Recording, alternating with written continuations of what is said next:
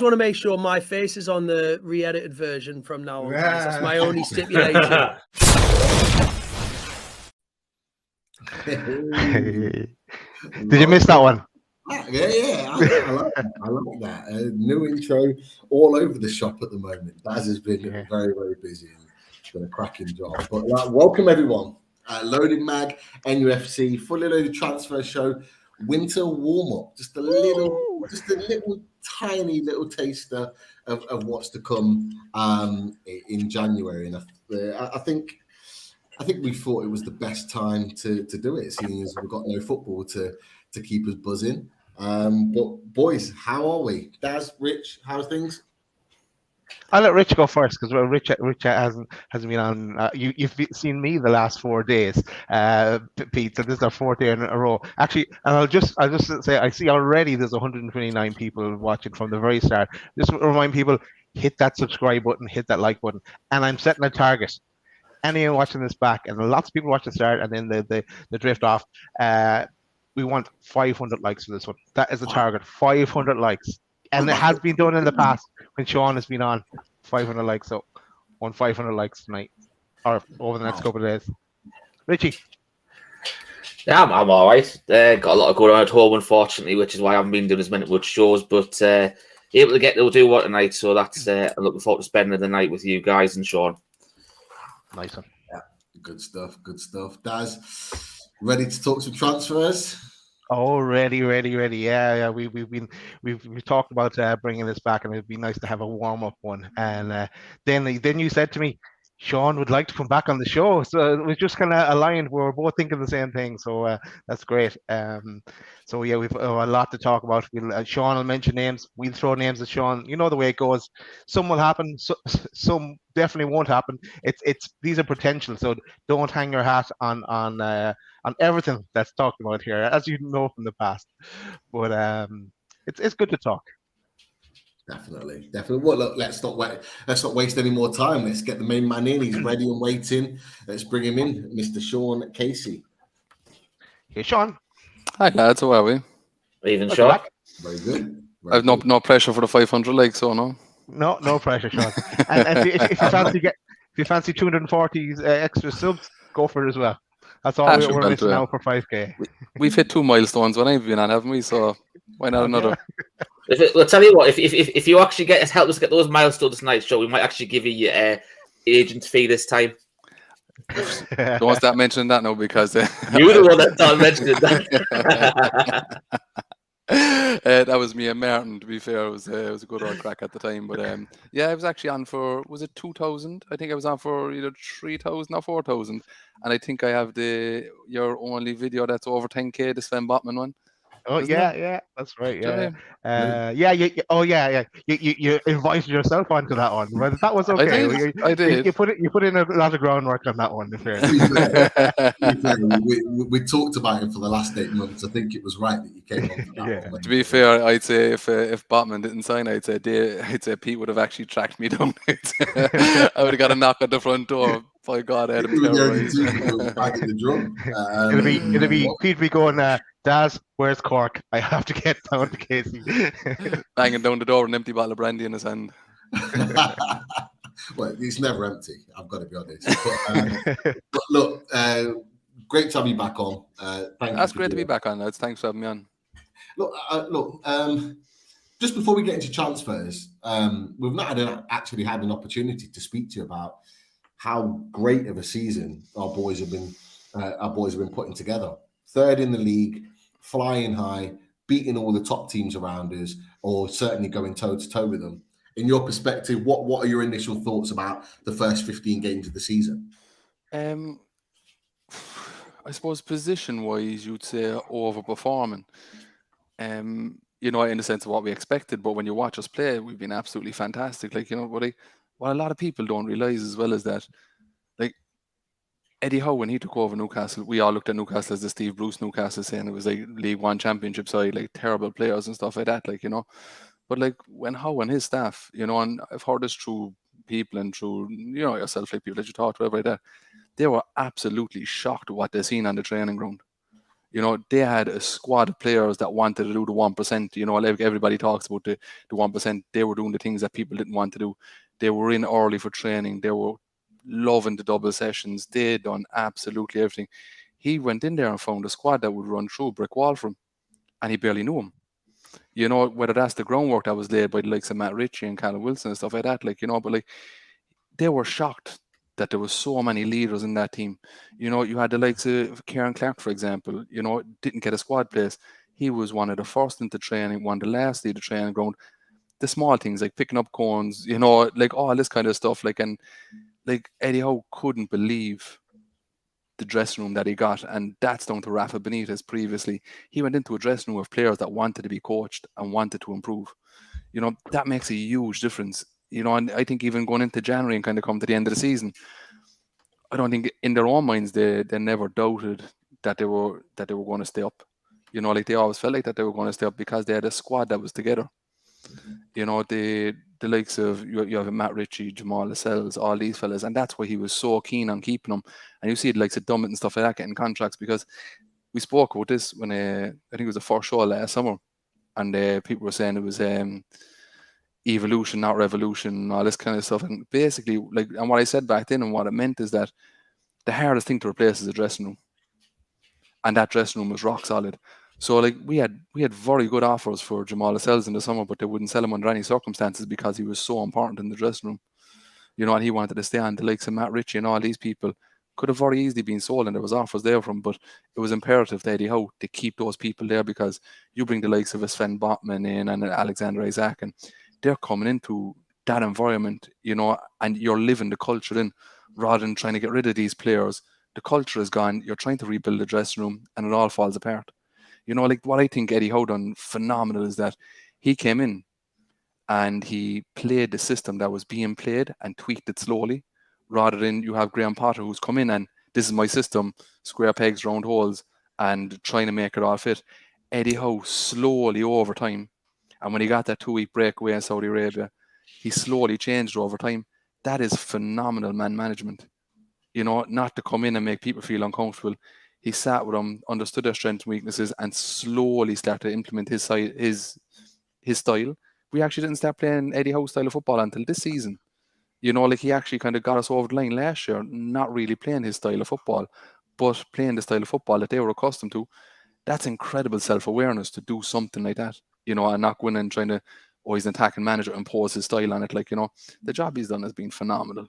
You know, it's the numbers back it up as well. You know, it's not luck. If anything, the numbers actually tell us that third place, we should be higher. You know, it's crazy. Like the statistics tell us that we should be higher. You know, that's absolutely nuts. Like, you know, but everything, like from the background staff, the players, everything. What I hate is when fans slate the likes of a Jacob Murphy or a Sean Longstaff and all these kind of stuff. If these, like we're judging them on a 90 minutes on a Saturday. If they're in Eddie Howe's side, they're busting a gut Monday to Friday, and they're giving 100% and more. That's all we ever wanted as a fan base. We want a club that tries, you know, all this kind of stuff. And then you see it like, and it's like, oh, Murphy's terrible. He's this, that, and the other. And like, he's obviously getting a game because he's putting in the effort. And that's enough for me. You know, this will all change over time because they will upskill on players and stuff like that, like, you know. But what he's getting out of Sean Longstaff and the likes of these players at the moment is absolutely incredible. I would agree. I think most would agree. Well, you know what was really interesting? I had someone mention something to me earlier on this evening, and they questioned whether out of the two managers, Antonio Conte and Eddie Howe, who had done the better job over the last year. And when I said Eddie Howe, for obvious reasons, there was like arguments against that. Would you guys? Are you guys with me with that? That Eddie Howe has done the better 100%. Job last year than Antonio Conte. Conte probably would have left after the January transfer window, and that's been deadly honest with you. You know, he's too temperamental. Jimmy, if the January transfer window didn't go his way, he'd leave. He'll leave Spurs in the summer. You know, like I don't think he would have got us out of the relegation battle, being honest with you, because he would have came in and he would have forced his style of play on the players. And we didn't have the players to do that. And the players he brought in, would they have suited the mentality? I don't think so. you know, because you have a squad of very strong characters there that they call each other out on their shortcomings, it's a very good thing to have, like, you know, and that's why they want to integrate players slowly into the squad. And, you know, 3 players in the summer, they wanted more in, obviously, you know, but they wanted more younger players and, you know, under the 21s, you know, like that would be pushing for place on the bench, you know, maybe a couple of starts here and there that hopefully break into the side. But when it comes to senior players, they wanted 3-4 players max in because they didn't want to upset the group too much. Yeah. You know, so they wanted to be a slow progression there because he doesn't feel the need to have a total overhaul because he trusts the players he has. No, I would agree. I really would. Look, we've got a lot of players to discuss tonight. A lot. There's a lot of players to discuss. So, should we look at it? Look, it's up to you guys where we want to go. We can go and revisit some players from the back end of the summer. And see where they're at right now and where things are moving with those potential deals, and then look to the more recent links with certain players, or we can do it the other way around. We can look at the more recent and go to the back end. How do you want to work it, Sean, Daz, Richie? How do you want to work it? Yeah, like I've got about 30 players to potentially talk about here. So, and what are the chances? Are we going to sign 2? Maybe a few youth development players as well. But let's go. Let's go with the ones from January. Sorry, from the summer first, maybe, and bring it up then to current today. So the ones that didn't happen that we talked about in the summer. When I start, where he's going to say Paqueta, isn't he? I'm not even going to mention Paqueta. No, there's no need for that bedtime story, Sean. I was waiting for the graphic to pop up in the West Ham show. No.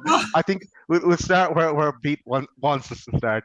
Let's go for this man, James Maddison. Are we going back in for him again? Well, I can tell you, back last year, I remember when I said that, you know, there's a couple of players that the club, they will go all in on this player if he's going to move. You know, there was Sven Botman, Alexander Isaac, and James Maddison is one of those players. If he's going to move in January, we will go all in on him. If he's going to move in the summer, we'll go all in on him. Is it a deal that's going to happen in January? It's going to be a very, very tough deal to pull off in January. Leicester, financially, they need to get around 60 million in before the end of June, because financially they're in a horrible position. You know, the Fofana deal for them was, on the outside, you look at it, I think it was like 70 million, but their upfront fee that they got for Fofana went straight to Saint Etienne, because they actually owned, I think it was 25% of the deal they were due. So the most of that upfront fee went to Saint Etienne. That's why you didn't see us splash a lot of money. And then the rest of it then is based over nearly 4 or 5 years. So they're going to be drip fed the Fofana money. So they need to get 60 million in before, in around the end of June. Now, while we're on the subject of Leicester, I suppose if you could merge the Leicester and Newcastle team together, you'll probably get a Premier League win in 11. You know, but with Maddison, is it going to happen in January? My personal opinion on it, very difficult deal to do in January, because if Leicester lose him, they're in big trouble, and they probably won't be able to reinvest the money either. You know, so they won't be able to replace him in January. Will we pay the money for him? Absolutely. I think that we've been speaking through representatives to Maddison. He wants the deal. You know, so from the player side of things, everything is wrapped up in a sense. It's just doing the deal with Leicester, and that's going to be the hardest part. Leicester have to sell someone. I was kind of told loose links, really, not generally to Newcastle, but a player that they'll probably make available in January is Wilfred Ndidi. They feel like he's probably the one that they could actually allow go. But also Harvey Barnes is one that I'd keep an eye on. He is meant to have a release clause in the summer for European sides, whether that's Champions League and Europa League. No, I don't know. But he is meant to have a relatively attractive release clause in January, or in the summer, and that's a player that we're very keen on as well. Keen on him in January, probably not, because the price is massively inflated. But you know, we'll go to Leicester and say, if you bring his release clause forward, we'll probably pay it up front. You know, if they'll do that deal or not, I honestly don't know. But to get back to Maddison, I think Maddison will be a Newcastle player, but when is the good question. The question I have, and I don't know, Richie Daz, whether you have the same question, is that in my mind, I'm thinking, yeah, it is a difficult deal to be done in January for James Maddison. But by the summer, he'll only have a year left on his contract. So is January? It seems abundantly clear. Being in Leicester and speaking to Leicester fans that got season tickets and know more about the club than I do, it seems very, very clear that he doesn't want to sign a new deal. So the deal that was offered him. Sorry, but so and I think I actually was back and forth with this, Pete. The deal that was offered with him was if he signed a new contract, I think it was a new 4-year deal, that they'd put a 60 million release in it, and that was left there with him, and it's not been signed yet. Like a 60 million release clause for James Maddison in this day and age, I think is actually a decent deal. He's phenomenal. Like him in that Newcastle side, like would be absolutely unbelievable. But you're absolutely right. But then you look back to Burnley. Burnley got big offers for Tarkowski in January. You're talking 15, 20 million, and they held on to trying to stay up. Do you get me? At 26, I think we talked about it on a previous show, Daz. 26, he's kind of at that age now, that perfect prime age. The way he's playing right now, the goals that he's scoring in a team that are not playing very well until recently, is 50, 60 million a bad deal? Like you said, is he worth that sort of money to get him out of Leicester? Because for me, and I don't know whether you boys agree with this, 60 million, I think, gets him out of the club. I even think we could get him with 50 million plus add-ons. I think we can get him out. The deal in January, so I think in the summer. So the first, I think we offered, say, 37, then it went to 45, and then we were going back with the third, it was going to be 55, and Leicester came back and they said 80 million. That's because Maddison's representatives kind of went to the club and said, oh, he's going to sign a new deal. So Leicester got a bit kind of boisterous about it, and they pulled the plug on it, and Newcastle just walked away for the time being, because we always felt that the deal that he was going to sign the new contract, and like everything that was kind of coming back to Newcastle and the club was that he's going to go. So we didn't really have to push the narrative, but again, I'd be shocked if Maddison isn't a Newcastle player at some stage. Will they do it in January? That's a different story. I think Leicester, they'll still get 30 million from in the summer. Easy money. Without a doubt they get 30 million. If they're going to lose 20 million on a player that could potentially keep him in the Premier League, I think it's a gamble I'd take. And if I was me being a football man, if he was my player, I'd take the risk and I'd keep him. Because it's not only losing him, you're destabilizing the team because he's their best player. And you're also going to try and replace him, and he's a hard player to replace unless they get somebody in very early in the window, and then they let him go. But Maddison could go to the World Cup and have an absolute fantastic World Cup. They could hold on to him to the summer and still, they'll probably only drop 10, 15 million on him price-wise, I'd say, between the summer and January. And that's being honest, because Newcastle will want them. Spurs is a loose link. Man United have always looked at him. There'll be a lot of clubs interested in James Maddison in the summer, and they will absolutely get a transfer war there. Boys, what do you think? Daz, I know you've had opinions on James Maddison before. Do you think it's a viable deal in January? And would you kind of open out the checkbook and really go as deep as possible to get someone like him, who let's face it, is a ready-made player that could come in, instantly make a difference to the team, and potentially increase our chances of a European, maybe even the top 4 fight? You sold him to me, Pete. It didn't take much, but you sold him to me. I'm brainwashed now from all these shows together. But yeah, no, I'd love to see him mark up in January. But I don't know if I'd throw the whole check, but I'd look for a good deal. I wouldn't be going much further than 50, 55 million. There's that kind of a marker. I'd be looking further afield then after that. But you're right, he's ready-made. He can play in the Premiership, as we know. So he just slot in, and he could elevate us or maintain us where we are, and that's all we want if we can get into that Champions League. So I'd be delighted if he rocked up. Definitely, Richie. Do you think the law of Newcastle fighting at the top end of the table. We're third at the moment, likely to potentially continue to be there with the way we're playing at this moment in time. Do you think that could be the pull in which he could maybe not necessarily force the move, transfer requests, nothing like that, but maybe, you know, force their hand slightly to turn around to Leicester and go, you know what, I actually want to make this move. Do you think it would be a viable move to go all out to get him in?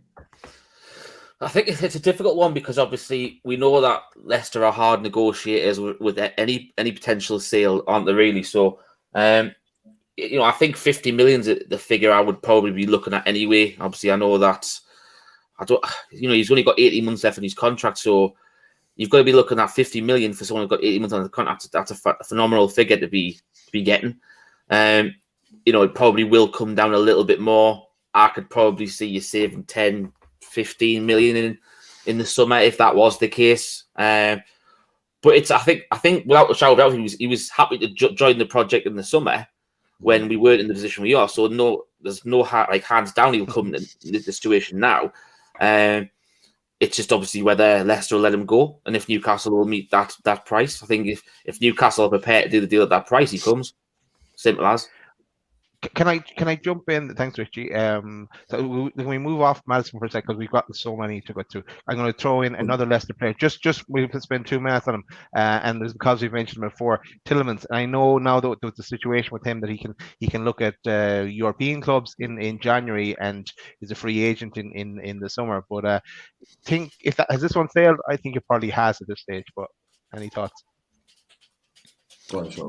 With Tielemans, it's a strange one because on deadline day, I think they're actually due to play Man United on today, and Leicester actually left to go to the stadium, and he stayed back at the training ground. So he was expected to leave on deadline day in the summer.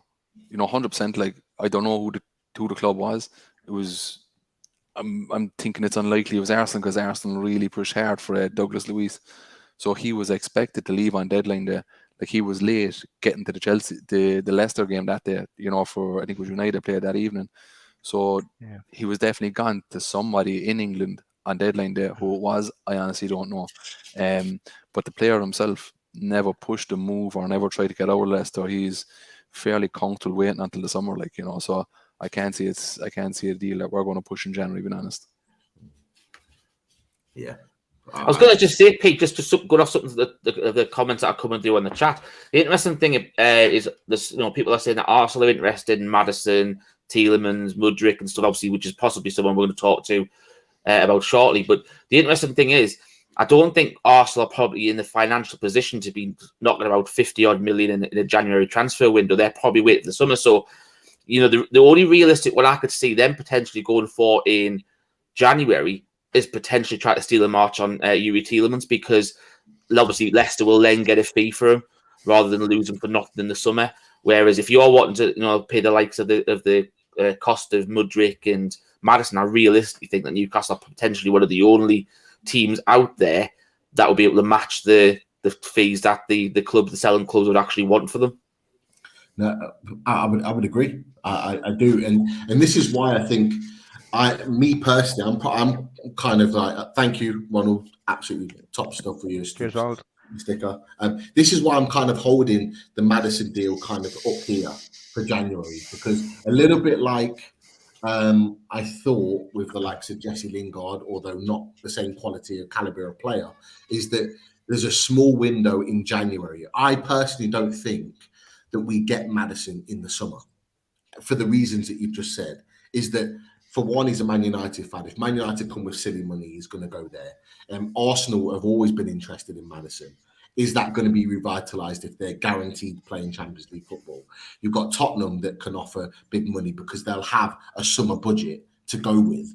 Those type of teams that I've just mentioned don't generally like to sign players in January. And this is what we did by signing Bruno Guimaraes. We got a march on so many other teams that didn't have the money to commit in January. And we got him ahead of the likes of Juventus, Arsenal, and a number of other clubs. And they're all kicking themselves now because we've got an absolute world-class centre midfielder playing in our club. The reason why I think he'd be worth it to go all out and get in is because we're getting a player that is a top level Premier League player that could be actually we could get him playing even better in our current system. And I just think it's almost feels like a little bit of a now or never with James Maddison. If we get him now, it means that we've got him on a decent deal and we're stopping the other teams around us getting him ahead of us in the summer. So that's just my opinion. Sean, would you agree with that, or do you have a different perspective? Do you know what? When it comes to players like that, I don't think the club are going to worry, because they're going to say you're either all in on Newcastle or you're not in at all. You know, so whether it's a summer deal or a January deal, if he wants to go to Man United, let him go to Manchester United. You know, it's not something that they're going. I'm being honest. It's not something that the club are going to fuss about. They only want players that are all in. Lads, I actually have to jump off. Okay. Apologies. No worries. We'll keep this conversation going. I'll try to jump back on if I can. Yeah. Cheers. Top man. We knew we might have to jump off at some point, but it'll definitely come back on at some point down the line. But it's a really good conversation. Around James Maddison and Youri Tielemans. And Daz, bringing up Youri Tielemans is an interesting one, because although Sean didn't mention Newcastle, I don't know if you boys remember, but we were doing the Full Loaded Transfer Show the deadline day, and actually Newcastle were the only team that really was being talked about along with Youri Tielemans. So it was kind of like, from our perspective, we were really the only team that was linked with him during that period of time. So I don't know. I don't know. It's an interesting one. Yeah, no, I was holding out hope for him on that transfer deadline day as well. And then when it was fading, and then we heard that he's at the game. I said, forget it. Pack up here. The transfer deadline day was over at that stage. No, I did mention Fekir before the show, but as Sean said, Sean has told us that he might have to read a story to his son as he's putting him to bed, and I said he said that he loves a fairy tale, and I said to him, does he be asking where Paqueta is? So that's the old classic that Sean gets hit with every now and again. That and Fonseca. Just while Sean's off, let's come to another player that we've talked about a little bit, but not too much. And it's a player we all know well because he's already signed for the club, and it's Garang Kuol. Scored another fantastic goal again at the weekend. Daz, we had a little bit of a tentative conversation about it the other day with regards to whether he will come back. But I want to ask Richie this. Do you think there's an opportunity for Garang Kuol to come in January and be a part of this team, this squad, and play a part this season? Obviously, it depends on a number of things, but do you think that's a possibility? It's definitely a possibility. There's nothing to say that, obviously, providing you get the work permit, I think, which will definitely happen, obviously, if he has a good World Cup, which, he's been on fire in recent weeks for the Mariners, so it's good. Hopefully carries that on to the World Cup. I think what he might do is what he's done a bit with like Elliot Anderson. He's kept him for the first half of the season, had a look at them, brought him in, as part of the the first team, get to train with him on a day-to-day basis to see if that could help bring him on his development. But obviously with Elliot Anderson, for example, he hasn't had the game time he'd probably like. So it wouldn't surprise me if Elliot Anderson went on loan for the second half of the season, potentially. Whereas with Garang Kuol, what you could do is you could incorporate him into the side as, for the second half of this season, get him to train with his teammates, know the understanding how they work and stuff like that. And if he hits the ground running and does well, I could probably see him as potentially as an impact sub, similar sort of role what Elliot Anderson's had so far for us. But then it's obviously then you would reassess again in the summer. So I can definitely see it as being a possibility. But whichever way you look at it, he's if he can't potentially get the work players, obviously we know he's still a Newcastle player, and we just send him on loan for at least the 6 months or however long it takes to get the requirements met for the work permit. But there's definitely the possibility he gets brought in as part of the first team squad go for, because at the end of the day he's under 19. He's 19-year-old, I think, or 17, or maybe even younger than 18. Sorry. So if that's the case, you don't have to count him towards your 25-man squad because he's under 23. Is it 22, 23? So you technically don't need to count him as a squad number really. So it frees up space. It's another reason why they may potentially keep Elliot Anderson, because obviously you don't count him towards the squad total. But with him, I think he potentially probably needs to get more game time second half of the season. So I wouldn't be surprised if he goes on loan.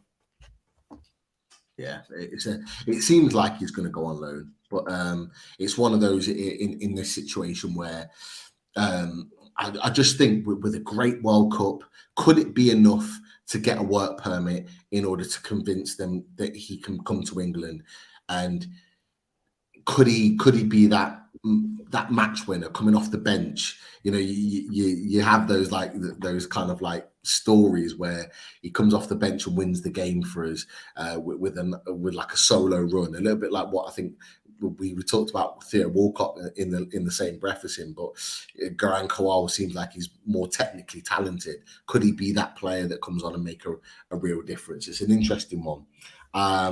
Pete, how about as we're waiting for Sean to come back on, we run through the rest of the players that we're linked with in the summer and give our opinion on if they're still viable or not. And then when Sean comes back, we'll just get him to say a yay or nay on those ones, because there's still a list of those to go through before we get on to any of the new players. So let's start with the boy from Ajax who's off the World Cup as well, Edson Alves. Do you think he'd be one that could pop up again on our radar for January?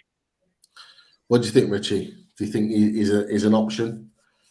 I love how you passed the book there, mate. I'm not to talk about it, but thinking. It's an interesting, because obviously we're interested in the summer. I don't know if it's a deal that will get done January. I think it's, if Maddison comes in, it really takes away the CDM sort of role for me, because I think that's where. You can't really see Maddison playing out wide. I still think that you could potentially use Maddison as a 10, as the attacking of the three in midfield. So it'll probably end up more of a 4-2-3-1 sort of formation if you got Maddison and play him as the number 10. And I think you'd probably see Bruno and Other as the other two behind Maddison. So I don't think you would go for Alvarez if Maddison was the priority. I think you get the CDM, so Alvarez or someone else we might discuss later on in the show, only if we didn't go for Maddison. I don't think you see both. Yeah. It's one of them where he is quite an expensive deal. He's a player that we need in a position that we could really improve in and really kind of solidify, although Longstaff has played well there. The kicker for me, and I don't know whether you guys agree with this and people in the chat, the kicker for me is that Ajax haven't had a great start in Europe. I think they've gone down to the Europa League now. And because they're not playing Champions League football, is that something where they're not going to be guaranteed the later rounds money? Is it you get significantly less in the Europa League compared to the Champions League? Do they need to? I mean, they might not need to recoup any money because of the amount of money that they got back. But was that the reason why they kept hold of Alvarez, initially in the summer? Yeah. Did they keep him to say, right, we can win the league again, we're playing Champions League football, we're playing at an elite level, why leave? And did they convince him? Now is it harder for them to convince him because they're not playing Champions League football? And are they likely to let him go in the summer? Could it be for a lesser fee? I don't know how long he's got left on his contract. I don't know. These are just the things that are going in my head to think that maybe it could be a deal. Obviously, with Newcastle, and we've already said it all depends on the value and is it the right price at the right time. But do I think it could happen? There's no reason why not. Certainly now that they're playing Europa League. Yeah, I suppose the other side of that coin is if he goes and has a brilliant World Cup, Ajax can say, "I up the value again," So, yeah, I suppose it's just testing the market, and we will have a set value in mind for each player we look at, and we'll just move on if it's not if the club that we're talking to doesn't want to play ball, and I'm sure clubs are getting to know that now as well. They'll have seen the way we're operating, so and we're only getting stronger on that front. Yeah, definitely. But what you got next for us, Daz? Who's the Right. next line? This one, I don't think it's happening now at all. I think it's done and dusted. But he still has that marketing value when it comes to the US, and I'm sure Darren is thinking like it's Pulisic, and of course he played against us there the weekend. I don't know. I don't know. I think that could be an option. If for example we talked about Maddison, if that deal is too expensive, I think that could be a deal to be done. He's still coming off the bench. He's barely playing football for Chelsea. I've got to be honest, and I don't know what you boys think. I thought Pulisic made a real difference at St. James's Park on Saturday when he came on as a sub. I thought he lifted Chelsea. He drove forward with the ball. He committed players. The amount of times he committed Trippier. Trippier had to defend outstandingly to stop him in one or two situations. I thought he was really good. And I was looking at him on Saturday thinking, you could do a job in our team. You could play in our team. With Alisson Maximin injured, he could have played on the left. You could just switch Amir on the left, play Pulisic on the right. You could switch him in there. He's an elite player. And we had Lewis on the away days last week. And the one thing he said about, when we asked about Pulisic, he said, I don't know. The reason being is because he hasn't played enough football. We don't give him chances in the Chelsea team. I still believe with a good World Cup on his back, I think he could be a really good signing. What do you boys think? Go on, Richie. Oh, do you know what? I agree with Pete. He looked really good when he came on. I thought it sort of helped change the game for Chelsea a little bit. It's coincided when Chelsea had their best spell after we took the lead. I think that was before we took the lead. I think it was mainly one-way traffic bar, the Conor Gallagher shot that Pope's had, but they seem to have it helped twist the game. The game got a lot more possession. To be fair, when I saw the possession stats on Sunday, I couldn't believe that they were as bad as they were. I thought Newcastle dominated Chelsea, so I was really, really surprised with the stats when I got home and had a look at them. But yeah, Pulisic was one of those that helped turn in their favour. I didn't think he didn't really get the chance to, be creative enough like you can be. But I'm sure that didn't we see the lad you were just talking about who came on from Chelsea's Fan TV last week? I'm sure didn't he not actually mention that a lot of their best attacking moves have come when Pulisic has been on in the build-up, but not necessarily been at the, he hasn't been at the end of it. He's been in the creative sort of thing where he's been on the best creator in the team, but obviously it doesn't help that the best creator is not actually playing from the start. It's been when he comes off the bench. So he could be the one where it's like he could come in to give, say, Maxi a run for his money on the left. If you or cover for Miggy on the right, he could be a fantastic, as we say at the minute, we've got Ryan Fraser who can play on both flanks. He could be the upgrade to Ryan Fraser.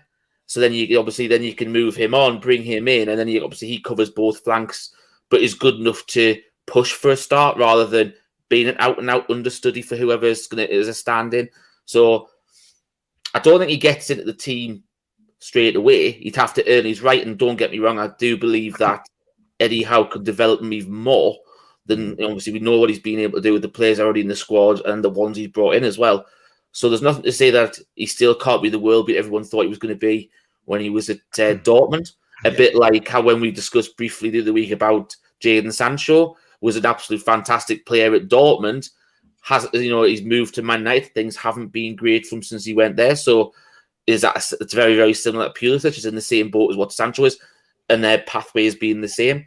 If you look at the only ones who've really come from Dortmund and who've really kicked on and developed over recent years is Haaland. The others haven't really. Yeah, hold that Dortmund thought, Richie, because there is going to be a Dortmund player coming up later in the show.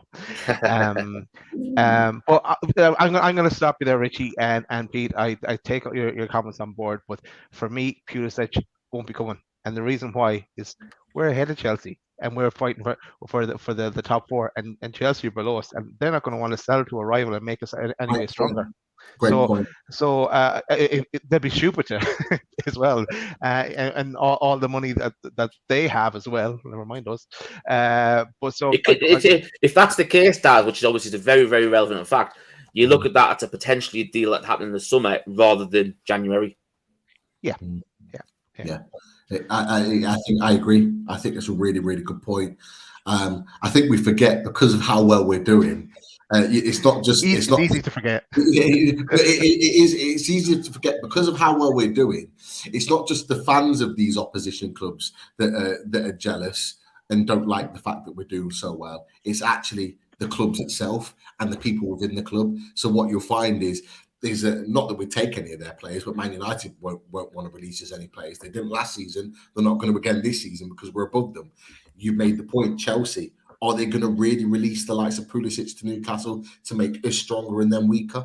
Great point. Tottenham, not that I'd take any of their fringe players. They'd be the same boat. Arsenal, Man City, Liverpool, all would not want to because we have unsettled the traditional top six and they don't like it. So yeah, could that mean, and I don't know whether this might bring you on to another player, could that mean that we then venture more into Europe because they're more likely to sell to us? I'll tell you an interesting thing, just go back to the Pulisic and potentially January. You've got to remember that Chelsea are already 9 points behind us already. And when it comes to January, we don't necessarily know how many points they could be even further behind us. And with Pulisic not being an out-and-out starter for Chelsea, they might think if we can get something further, we might be able to invest in a player that Graham Potter wants that can benefit us now. So there is an outside chance you could potentially drag him in January if Newcastle was still interested in doing the deal. Yeah, because it'd have to be a good deal as well for that to happen, I'm sure.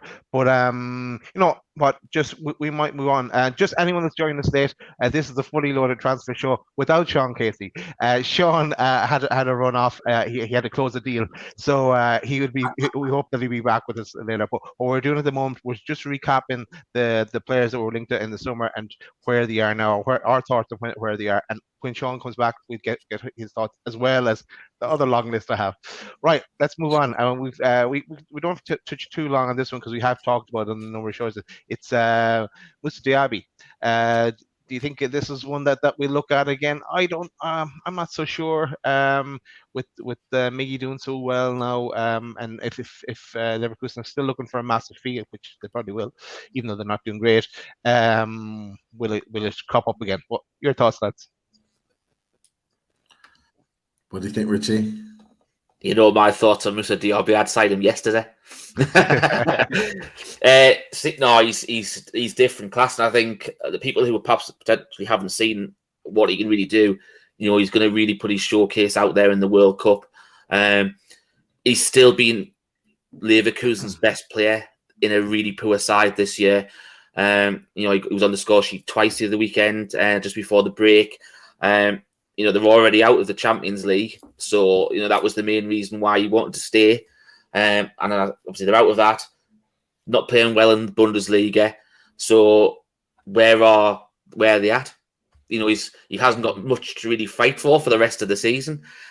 Does he want to come to a club where on the move, where ahead of schedule, going for that Champions League? Because that's going to be his best option of playing Champions League football next year, is potentially playing the Premier League, you know, unless someone like Dortmund in the Bundesliga, because they're the only team in the Bundesliga that could potentially afford him, realistically.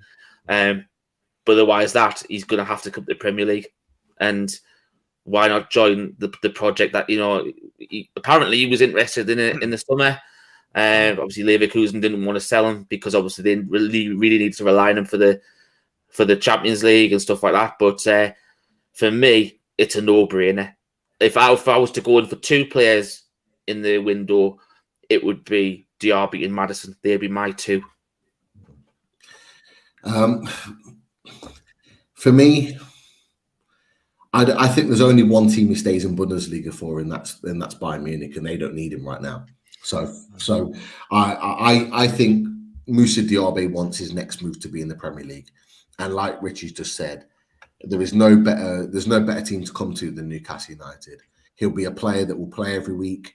Like, yeah, they're out the Champions League, and yeah, they're doing poor in Leverkusen or in the Bundesliga, but he's still scoring goals. He's still having magical moments in the game. He's still producing, even in a team that's playing so poor right now. Some of the goals he scored in the Champions League were just top class in the Bundesliga. So top class finishes. Like, it is a very similar situation to Maddison, producing still in a very poor team. And for me, that shows the player's credentials. This is why I bang on about Maddison, because he's still producing in a poor team. This is why I bang on about Moussa Diaby, and Richie's done the same. Is because he's still producing in a poor team. And I think another great opportunity to go in and test the boat in January and pull him out. Richie made the point to say that he might have a good World Cup. He doesn't even start for France. He might not play at all, which actually might play in our favour if he doesn't play for France, because it might. Is he in the squad? I think he was in the last squad in the build-up to the World Cup because he played. I'll have a check while we're doing. Yeah, I went looking to check that out today, and I couldn't see him in the squad where I looked. So to be fair, if he isn't in the squad, I'd be surprised because he's still played well. And Deschamps loves him, but if he's not in the squad, that's even more of a surprise. And you know what? Mark Pearson's just said he didn't make the squad. If he didn't make the squad, Bobby's just said the same. If he didn't make the squad, and it looks like he didn't, for me, that even more. Yeah, I've just got the squad up. I can confirm what Mark says is correct. He didn't make the squad, which for me, bear in mind, that was another reason why he didn't potentially want to take the risk of moving to the Premier League, was because in case it risked him not going to the World Cup. So that's actually ended up shooting him in the foot. So now we've changed our mind. He's coming. He's coming to us in January. Based on that, no. Interesting though. That it's kind of turned around on him. And yeah, you would imagine he will be looking for a move now. Just to get back into the squad again for the future, and it's pretty a kick in the teeth to him. Lads, we move on. We move on to the next one, and I'm going to throw. Yes, I saw that. That's the name I saw in the squad. Bear in mind, this is Marcus Thuram, someone that me and Pete rate highly as well. He's a very, very good player. It was someone I was potentially going to get a picture of and just throw him in the mix. we can say it to Sean as well, see what he thinks. Lads, I'm going to throw in a name, and actually before I do, just there's 381 in the chat. Make sure if you've not subscribed, you hit the subscribe button and also hit that like button. Well, the target is 500 for this show. But I want to throw in a name that I didn't know much of at the start of January. I knew a lot of at the end of January, and the Do Not Scratch Your Eyes podcast came on and talked about it numerous times when we thought he was over the line. But it's Joao Pedro. Could we see him a return for Joao Pedro? And I have been following a few of his games since January transfer window, and he's impressed me. I like he's a decent player. Not for me. That ship's long sailed. It was either the summer or never. And to be fair, since then, I don't know if people are aware, he has signed a new 3-year deal, a 3-year extension at Watford. So even now, it would be even more difficult. I think we all questioned, because apparently, Fabrizio Romano does have close links with Watford. It was said that a deal had been agreed at around 25 million, rising to 30. But I think a lot of us, if we're honest, we're a bit like, that's a lot of money for a player that hadn't scored a lot of goals and produced on the highest level in the Premier League. So I don't believe now, with even more years on his contract, that deal is viable to bring someone in like Joao Pedro at this stage. And I think the fact that Sean Taylor just said that train's left, you're absolutely right. I think at this point right now, we are looking at better players at a higher level. May cost a little bit more than that, but would be ready to go instantly and producing a lot more. Good player, good, talented boy, but the numbers don't rack up. For a 25, 30 million pound player, the numbers don't rack up. And that was always a question mark for us. And Do Not Scratch Your Eyes. Carlos was very, very complimentary about him, didn't want him to leave, saw him as a real talented player. But let's be honest, since he stayed at Watford, has he really set the world alight at Watford in the Championship? You'd expect so for 25, 30 million. Yeah, he scored a few goals and he played well in the one game I was watching him closely. But yeah, you'd be expecting more. I haven't checked on him lately, to tell you the truth either. But move on. Yeah, we'll move on from Joao Pedro. Let's go. And this next one is the name that was talked about on the transfer deadline day, and we did touch it in shows recently. And I don't think we know an awful lot about him, but it's that he didn't sign a contract with, or he's not going to sign a contract extension with West Ham. But it's Harrison Ashby linked to us on the transfer deadline day. Look, we're going to need some kind of a backup for in the right back position for Kieran Trippier, just in case something was to happen to him. And we know Kraft is going to be out for a little while longer, and Mankio is debatable as well. But thoughts on this one?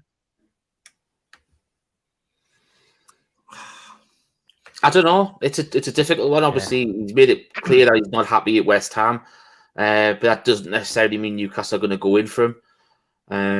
I do think we'd probably be in the market for a right back potentially in the summer. I don't think, unless, as Newcastle have always said, if a deal becomes available, it's the right deal for the club at the right price, they'll do it early.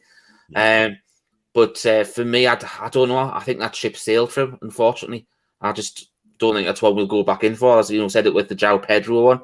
I think someone else has said there that ship sailed now, I think. I agree. I don't see that deal being made. I think if we're going to go out and buy a right back now, it's going to be a right back that's going to come in with a far higher pedigree and with the view to, in the next couple of years, taking the mantle from Kieran Trippier. You know my thoughts, and we haven't been linked with him, but you know my thoughts on Kyle Walker-Peters at Southampton. Yeah. Currently sitting, in the bottom three. He's been injured for a while now, and I think he's missed the last 3 or 4 games. But he is such a quality right back. But the key to him, and the reason why I would love us to sign him, is because he can equally play just as well left back.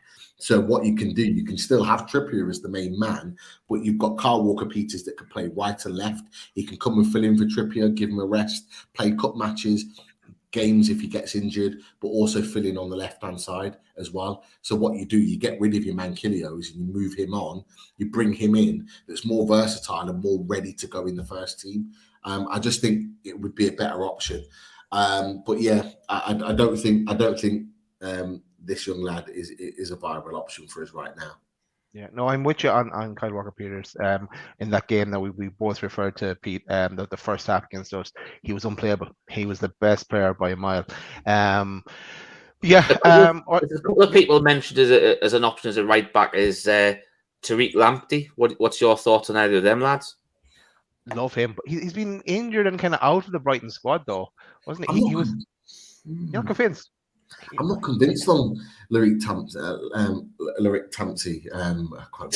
Him too. Yeah, him too. We've got a visitor, by the way. Lamptey, I'm not. Welcome back, Sean. Convinced. Hey, here he is. How are we, lads? We just chatted away. I'm just naming random players that are not even that don't even exist. But we've signed a few since you've been gone.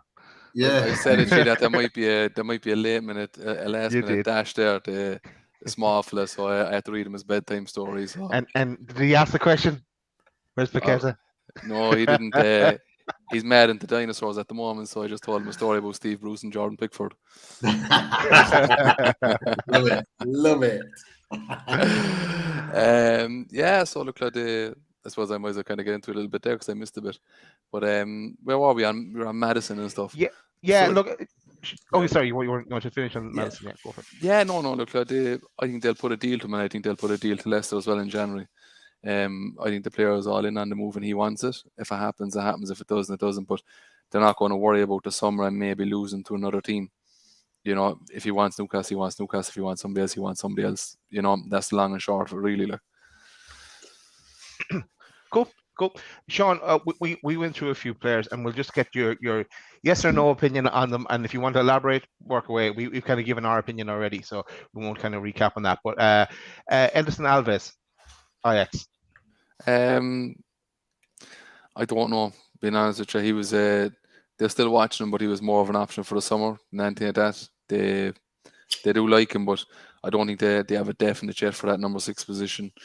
I'd say if they were to pick a number 1 target for the 6th, it'd probably be Kone, I'd say. You know, the way they have, like, they say they have Botman for the centre-back position, they had Isaac for a striker. I think Kone is the one that they want for number 6. But they've also looked at Enzo Fernandez. They've held... Yeah, I know. The thing is, I think Benfica are going to look for huge money from. Yeah. And that's what's going to. And he's only just had. I think how long is he there? A year and a half? A year? I don't think he's been there long, but he's pulled up a hell of a lot of trees during that time.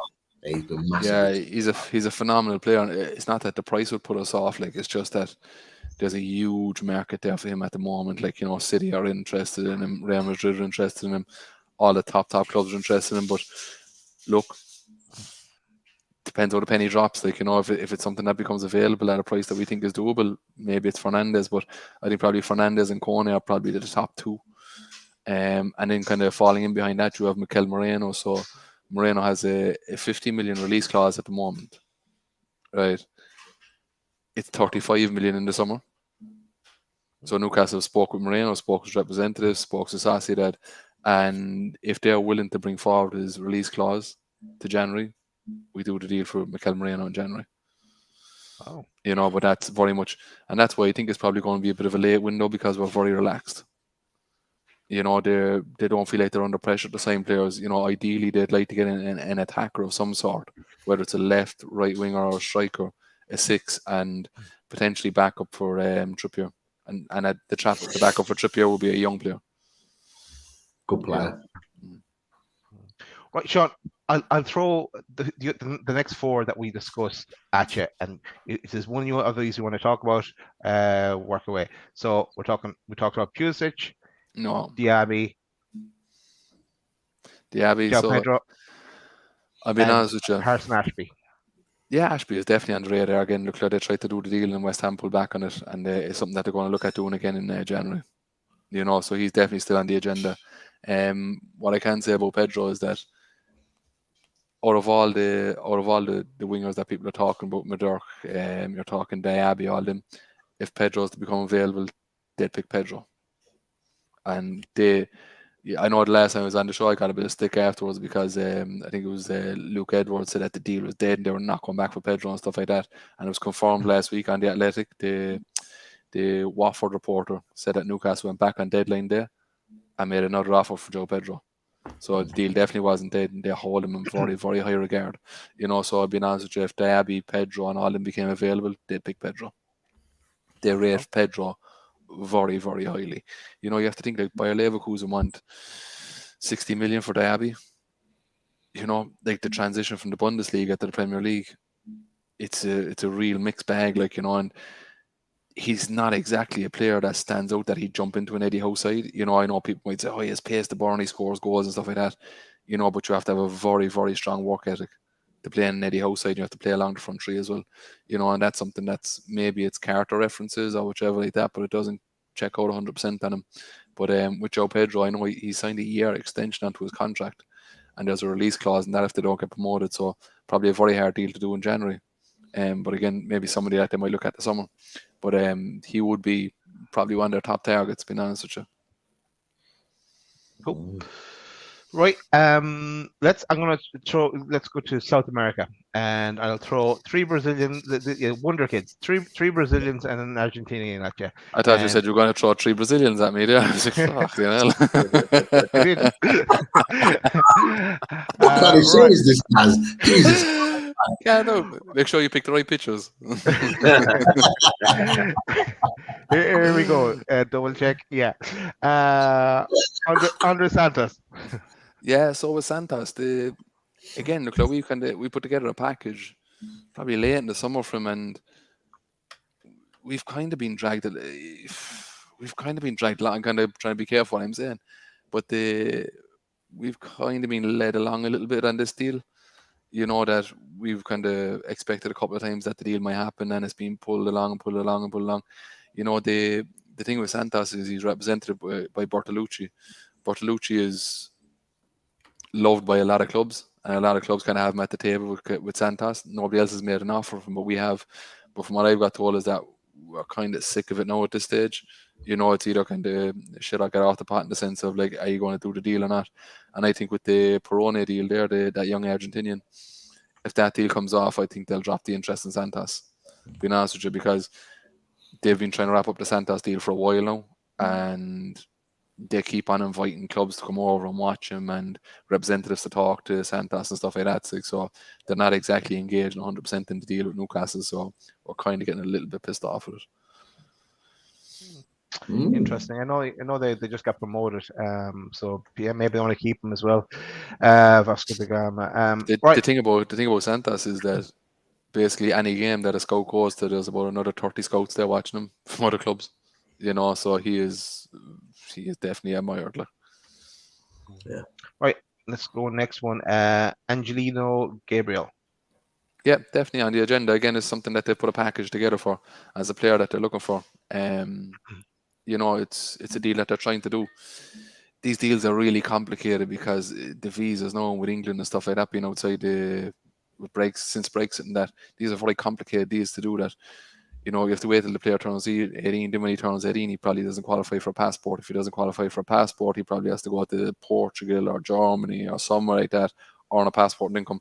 So you're talking, if you're putting it, like if you're 30, 40 million financial outlay on a player that you might not see for 2 or 3 years, it's not exactly appealing, like, you know. So the deals are becoming very hard to do because of Brexit. But yeah, definitely one on the agenda. You know, and it's another one I was told that they put a package together from, and that's where it is at the moment. Okay. Last of the South Americans I want to touch on is this one, Jeffinho, left winger, 22. As I said, the lads, if you've done your homework today that I sent you, he reminds me of Ben Arfa. You know what? He's someone that kind of, from what I got, is that he crept onto the radar of a couple of clubs. You know, there wasn't really much spoken about him until kind of this season, really. And a lot of scouts that went watching other players, he was the one that kept on coming up. You know, and he's after grabbing the attention of a lot of people. Like, you know, you're talking 22 years of age in Brazil.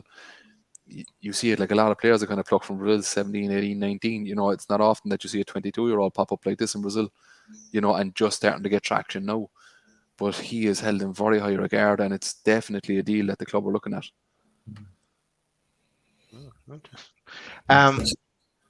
Right, we can go in a couple of different directions. The thing about I know, like when you're on about youth players like that, you build future success on how you build your youth teams. You know, Man City are doing it now, and Chelsea have done it. You know, we're going to have to try and fill our academies or under 21s and all this kind of stuff with players like that. You know, so that when they come of age and they do loan spells and stuff like that, you pick up 15, 20 million from here and there, and that starts to work its way into the senior side. In that, more than likely, out of every 3, 4, 5 of these players that you sign, probably one of them will only make it in the first team, and you have to hope that you can actually recoup or you can actually make a profit on them. Man City have done that very successfully over the last 4 years, and Chelsea have done it for a long time. Yeah. Right. We can go in a couple of different directions. So we can go to players that have been recently linked to Newcastle, not youth players, or we could go to, I know, Sean, there was a few you wanted to touch on that are going to be popping up at the World Cup. So what way will we go? I know I seen Ben there most of the time, put a few of them there as well today. There's some was a Makuku or whatever is from Dortmund. You know, he's definitely on the agenda, but again, Jesus, the list to get him in the summer is absolutely frightening. 17. Yeah, still you know, I was going to say, still very young and raw. He's out of contract in the summer, isn't he? I have no idea if he is. it's a viable deal if his contract is out in the end of the summer. But again, like you've mentioned, it's one of those players that, is he ready to come into the first team? For me, I think Garang Kuol looks more capable of coming into the first team and making an impact. That's the thing, that could change the January plans as well. Like if he starts for Australia in the World Cup, he could very well earn a visa, and if he earns a visa, he could very well be. That could. I'm not saying it could be owing or solid, but he could probably kind of relax the January transfer window for us. I don't think we're going to be very aggressive in the window, but if a deal comes up that they want to do, they'll definitely do it. I still think Eddie Howe wants Garang Kuol as part of the squad. Absolutely. Think purely the work permit, because I just think that we've all watched the videos, we've all watched the goals and the impact that he's had coming off the bench mostly. He very rarely starts. He's always coming off the bench and impacting the game. But what you can see from him is that if he can do that there, with Newcastle playing the way we play, he's explosive, he's pacey, he's got a great touch on him, he can finish. Like, he's that one player that could come on and really make a difference. You know how, like, we've got Murphy coming on at the moment, and Murphy does a job, but he's not got that X factor in front of goal. Like, Garang Kuol has that unknown quantity that a lot of players over the years have had, that have been thrusted into teams. You go back to Wayne Rooney, is one example. Thrusted into the first team, had the X factor, flew on off the back of that. Garang Kuol has that quality, and I think Eddie Howe can really harness that, particularly in this team that's playing right now. We just need that work permit, I think. But see, the thing is, the Australian league is not a great league, granted, but like naturally they're very, very fit. And it's like, so I reckon his fitness, stamina, everything like that would be up there. It's just very much game awareness, because the pace of the game in England is a different story. But you're dead right. He could be somebody that could come in and absolutely blow us away. You never know. Like, you just, with these young players there, they just play with it without fear. So he could come in and he could have a huge impact. We really don't know. Like, he's a massive coup. Like, like Barcelona thought they kind of had him sewn up, and they got lazy about the deal, and Newcastle kind of swooped in and got him. Yeah, that's class. Well, let's go to the next one of your suggestions, Sean. Sofa. Yeah. Left back. Yeah. Do you know what? And we've met with him. We've met with his dad. His dad was invited to kind of come to a game and stuff like that. And we've watched multiple games that he's played. And, so he's definitely on the agenda because he's being made available in January. But there's somebody else who is actually probably our number one target for a left back that probably surprised a few people, and that's Nori at Wolves. So if we were to pick one left back, it'd be him. He is very, very highly rated by Newcastle. And in the summer, we tried to sign him a few times. I got a lot of stick from that target. But I think the proof is in the pudding now that it's not necessarily a deal that they wanted. Dan Burn is starting left back ahead of him. It was more the case of like the negotiations with Rendell Lodi, basically. So they spoke with Lodi and they spoke with his representatives. So basically what happened with that deal is there was two groups of representatives working on it. Now that works is a representative will go to Real Madrid and they'll go to their reps and say, I have a club in England looking for Lodi. This is what they're willing to offer. I think it was in around, I think we were offering 16 million and add-ons on top of that. And they were like, yeah, look, that looks good. And then they presented the club as Newcastle. It was like, actually 30 million and give us another, crazy money when they actually heard it was Newcastle involved and they stepped back for it. And then you were getting very close to, so we only had a couple of days left to actually trigger the agreement that we had on the target deal. And it was very much of, do you want to get bogged down in trying to sign left backs, or do you get targeted over the line now? And they got targeted over the line, and what's he played, 2 games? Yeah, not many anyway. So he's not playing well at all. He's not. Yeah, and look, like it was an absolute no-brainer because you get 15 million back from him. And he's not like he doesn't suit the style of play. He was a fantastic stopgap player, and he gives 100% and stuff like that. But they will replace him, and probably in the summer, I'd say, or if not January, because Wolves are planning a big transfer spree in January as well because they need to stay up. And Nori could very well become available because they're not getting the best out of him. They're not playing him enough. But it's going back to Bernard Souza, 26 years old, Croatian international. I've watched a little bit of him. I mentioned it when we were on another show. There was a left back that I was watching, and then it popped up on, I think, on a video that you put on, Daz, I think, or it might have been Richie. You put a video on where they looked at 5 players that Newcastle could potentially. Yeah. And Bernard Souza was them. And I said to Chris, I was like, he was the guy I was talking about a couple of weeks ago, because I watched him. And look, Stuttgart are not playing well at the moment. They're not playing well. They're not having a great season at all. But I tell you what, if you watch him play, he is the left back of the future. Like, he's incredible. His energy to get forward and back. And you know what I love about him is that he works so hard on that left-hand side, but it just looks effortless. It doesn't look like he's even sweating at all. And that's before I even get to the fact that his delivery is just on another level.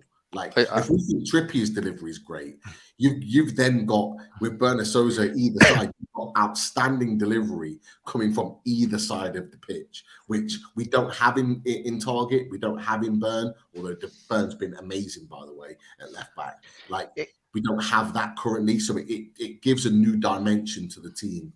And as well as that, I don't think we pay a lot of money to get him, in my opinion. I don't know. I really do think that they will move for either Nori or Sosa in January.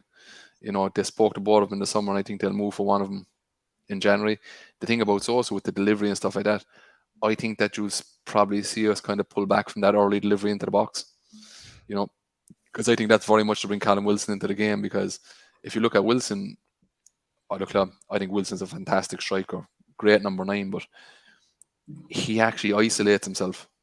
If you look at it, he gets in between the 2 centre halves, and he likes to have a toss. He'll never drop off and link up play and stuff like that. He doesn't like to get involved in the build up, and that's why the early delivery with like Trippier and stuff like that is fantastic from. But I think when they'll go to replace Callum Wilson, I think they'll look for more of an all-rounder, because I don't think they've signed Isaac to actually be the replacement for Wilson. I think they want Isaac to work the channels more. You know, I think he'll be either the left or the right of a front three. They won't bring him in. He can play in the middle of a front three, but they'll want an interchangeable front three, you know. And I think they'll probably sell Wood either in January or the summer, and they'll look at bringing in somebody to really challenge Callum Wilson. You know, the thing that we have to realize as well is that we stayed up. We had a fantastic January, right? That was probably the easiest window that we'll have in the next 3 years, in my opinion, because we didn't have to replace players in January or the summer. We were adding to a squad that was depleted, which is an easier thing to do, rather than in the next year and a half. You have, say, even in a year and a half, looking back, a year and a half is a very quick time of football.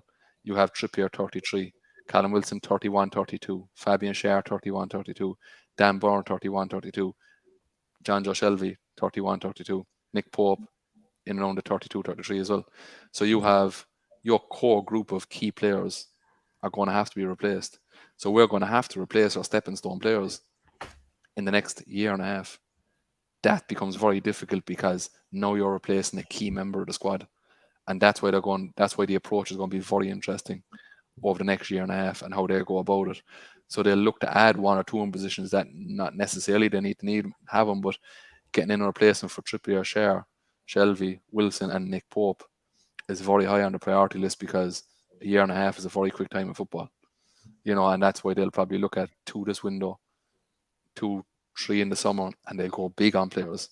You know, so you're talking probably a financial outlay of 50 million roughly on a player, you know. But they'll really look as well to kind of the under 21s and stuff, and hopefully that out of every 3 or 4 signings that you get, you'll get one that will break in. You know, I think it was Arsene Wenger once said that out of a class of scholars you get one genius. You know, basically that out of his academy of, like, say, 20 players in an under 16s, he'll only get one player out of that.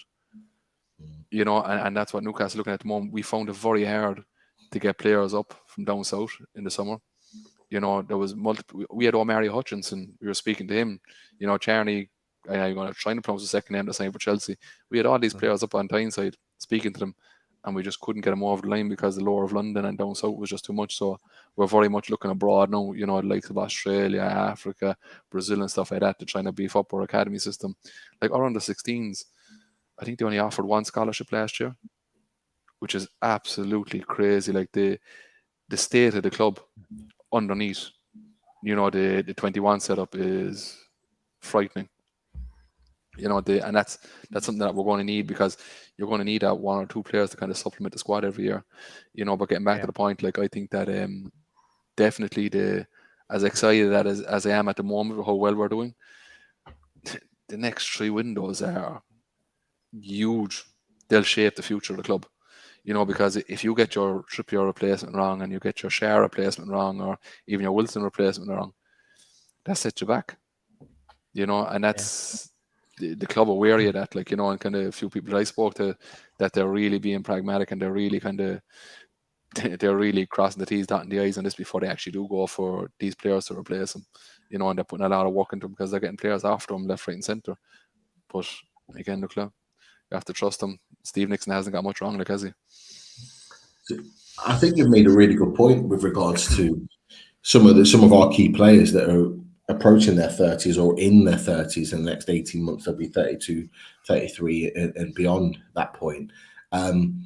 So with that in mind, do you think over the next couple of windows, we've talked about the obvious signings, we've all mentioned them, an attacking creative, winger, potentially a number 6, maybe another striker coming in, the more obvious signings. Do you think maybe we'll see those surprise signings being made as well in those next 2 windows? On top of that, they're made and we go, oh, wasn't expecting that. Like you'll have, they want a left back, but they've wanted a left back for a long time. That's an obvious one. So they'll get a left back, they'll get a number 6, and they'll get in another winger. They're the basics of what the squad needs right now. But in the summer, they will look very, very hard at replacing Share, because they'll sell the cells in the summer. He'll stay this year. He has opportunities in January. They don't really want to let him go. But if the player really wants to go, they'll let him. They're not going to stand in his way because he's not starting. That might change our tactic in January. We might move for right side of centre back. But definitely replacing Trippier, bringing in a right side of centre back, and going again at a striker is very, very high on the agenda. It's probably not going to be a January thing, because January really we're just going to kind of finish off the work that we've done in the summer. We're not going to force the issue, but this summer coming, it's a huge one, and it's kind of, I'm actually a bit nervous about it. I'm not getting too carried away with how we're performing now, because in a year and a half, kind of probably some of our key performers, you're talking probably 3-4 players out of that squad, they're going to be past their best. And I know players peak at different times now and stuff like that, but it's incredibly important, these next 3-4 windows, for the success of the club, because if they get those replacements wrong, yourself, it sets you back, But look, we can be confident that it hasn't happened yet. They'll probably bring in Costa to replace Nick Pope. Who's going to replace Trippier? There's a couple of young centre backs young right backs that's been linked, but again, it's kind of, I don't know how aggressive they'll go on replacing Trippier, because I think he's 33 this year. He's running around the place like a 21-year-old. I think they gave him a supply of Monster Way before they done the sponsorship. Because that man is run it's frightening. The one thing as well that sometimes you do see when we get drawn high on the press, and if a team hits us down the left, Trippier's pace isn't exactly what it was, and neither is Fabian Schär's. And there's a little bit of a gap creeps in there and play, and they're going to look to mitigate that in the summer. So they're going to look for somebody with a bit of pace that can play kind of right side centre back that's good on the ball as well. The obvious ones to be the Lecroix, whatever the pronunciation of his name is. They've looked at a couple of young right centre backs, and they'll definitely go big on one in the summer, I think. Interesting. Yeah. Okay. Maybe. Yeah. We've just going back to the players that are appearing at the World Cup. We've mentioned Moukoko, Sosa. You just mentioned Diogo Costa as well there, Sean. But how about this guy as well, Andreas Novak-Olsen? Yeah, so look, if you look at him, he's actually he's really pulling up trees at the moment for Bruges, and he's a player that we've watched a few times. multiple games that we've watched that I've heard as scouts to me, because I'll be 100% honest, it's nearly impossible to try and verify information now because the club is locked down. You know, before I could go to a couple of people and say, look, I'm here and this, and they'd give you a nod in the right direction. Like, but now, not anymore. You know, it's a real closed shop. They've watched Bruges a good few times this year.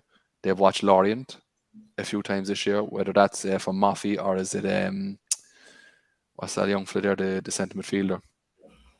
They rate him very highly.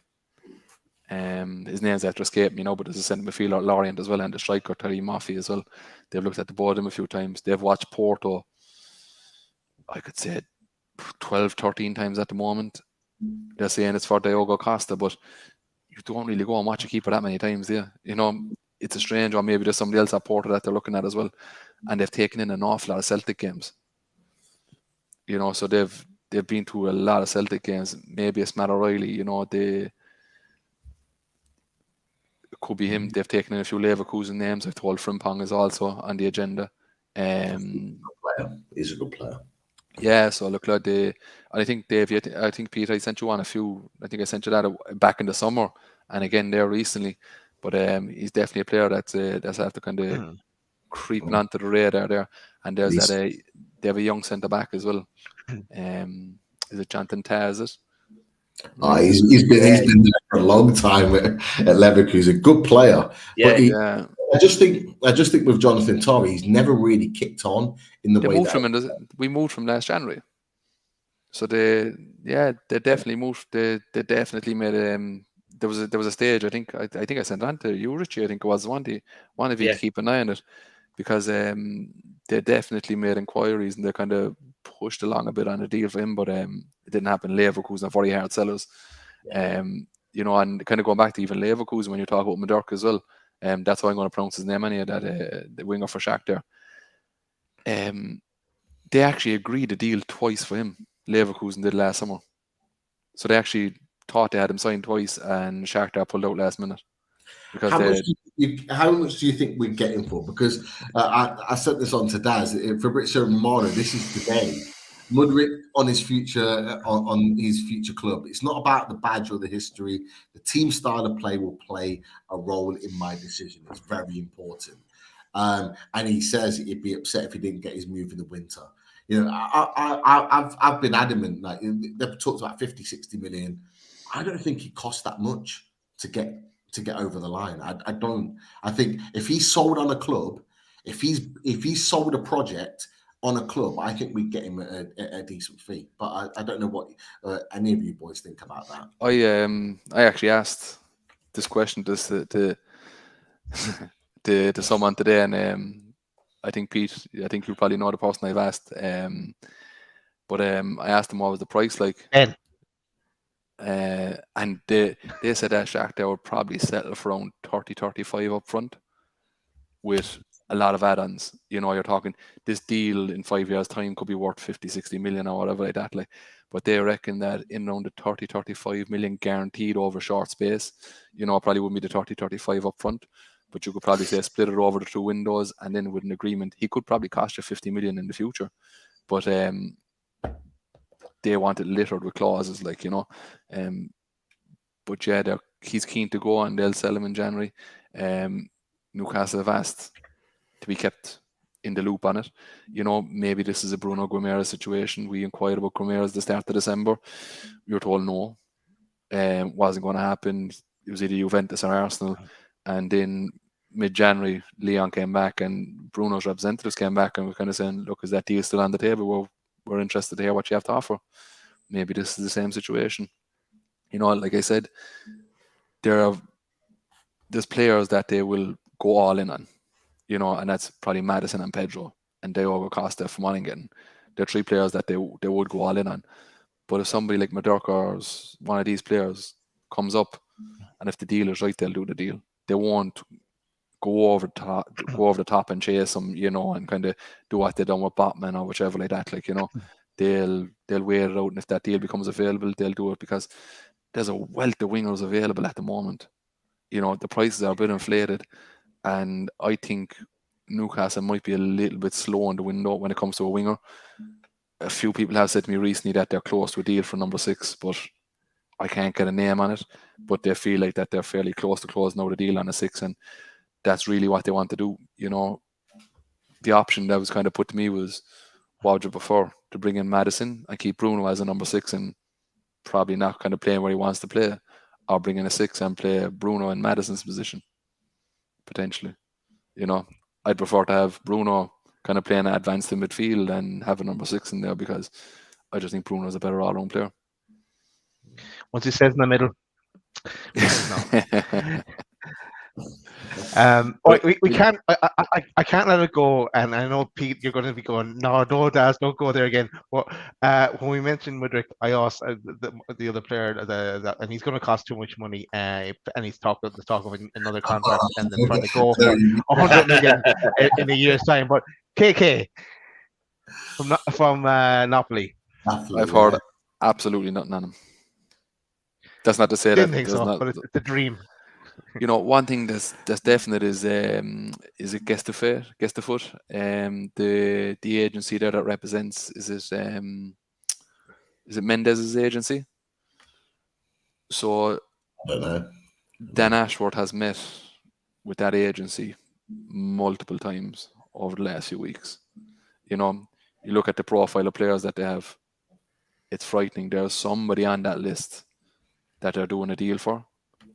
I really don't know, Jamie, because as I said, when it comes kind of close to the club and stuff like that, it's very hard to get a name from. But I know he represents Nori, and another one that's been thrown at me as well is Renato Sanchez as a potential loan offer in January. Yeah, so he's move again. He doesn't. He hasn't played a lot at PSG. He's played 2 games. He's played 2 games, and like, they brought in Fabian Ruiz. You know, who's playing? Fabian Ruiz is excellent. You know, so he's not getting in there, but he's a player that's kind of being pushed around as potentially available for a loan deal in January, and it's something that the club will be interested in. You know, so they don't have to be aggressive, because they don't have kind of, outside of Maddison and Pedro, they don't really have this golden number 1 player that they're going to have to get. They'll react to the market because they've done homework now, because they've got time as well. You know, now they have homework done on multiple people that can fill into positions and stuff like that. So, like, they're flexible. You know, it could be any one of 10 players that they bring in the front line. You know, there's nobody that they're kind of pigeonholing, and this is the one player that we want to get. You know, so it's going to be very fluid and very relaxed. If they come out the other side of the January transfer window not after signing anybody, and the squad was kept together, it wouldn't really bother them. You know, you have Alexander Isaac to come back into it as well. You know, that's, I know the old saying of, it's like a new signing. That fucking kid's phenomenal. Like, played 3 games. You know, 3 games, 2 goals. Do you get me? Crazy. You know, but that's it. Like, you know, with transfers, I think it's going to be a very relaxed approach to January. You know, if a deal can be done for Moreno, they'll do it. If it can be done for Maddison, they'll do it. I think for a couple of players, they'll put the package together, they'll leave it there, and they'll say, look, this is what we're going to offer. We're not going to get bogged down in negotiations. We're not desperate. If you want to do the deal, let's do the deal. It's been described to me as a few people as a horrible, potentially a horrible window, because the inflated fees after the World Cup and stuff like that, like, you know, and you have a couple of big teams as well that I've heard Arsenal actually are very keen on Milinkovic-Savic. Is a player that they're really looking at as well for January, you know, so maybe that kind of takes up a bulk of their, you know, maybe that takes up a bulk of their money, that they don't go after that winger from Shakhtar, like, you know, so it'd be interesting to see how the January transfer window plans out. You know, and plus too, the summer as well, like a few people have said it to me, is expect a summer like no other, you know, as in the way that they're going to go financially. You know, we've brought in, like, we have 2 sponsorships in the pipeline. We have it for STC, which has been there that's been there since the takeover happened, but basically they're going to be a commercial partner. What the delay in that deal is that there's a cooling off period with the Manchester United deal, because they pulled out the Manchester United deal, so there's a cooling off period there. So they're waiting for that to be whatever that period is. Once that period elapses, they'll be announced as a commercial partner. You have Saudi Airways. I actually said this on the transfer show back in the start of the summer. I said about Saudi Airways being one of the sponsors, so they're going to become a commercial partner. So basically, they're going to be our travel partner, because obviously we're going to be in Europe next season of some sort. So that's what they're like. That's going to be our airline partner. Then at the moment they're looking at like a well-being group, whether it's like a My Protein or a Herbalife or something like that. So they're going to be our well-being partner, and they're going to be commercial partners. At the moment, there's about 8 or 9 options that are open. Whether it's like the drinks partnership today, it's going to be like a well-being partnership, a mobile phone partnership. So there's going to be a couple of deals that they're going to be doing over the next few months. Just to get us on par with other clubs. And then they're going to look at the stadium sponsorship and the shirt sponsorship.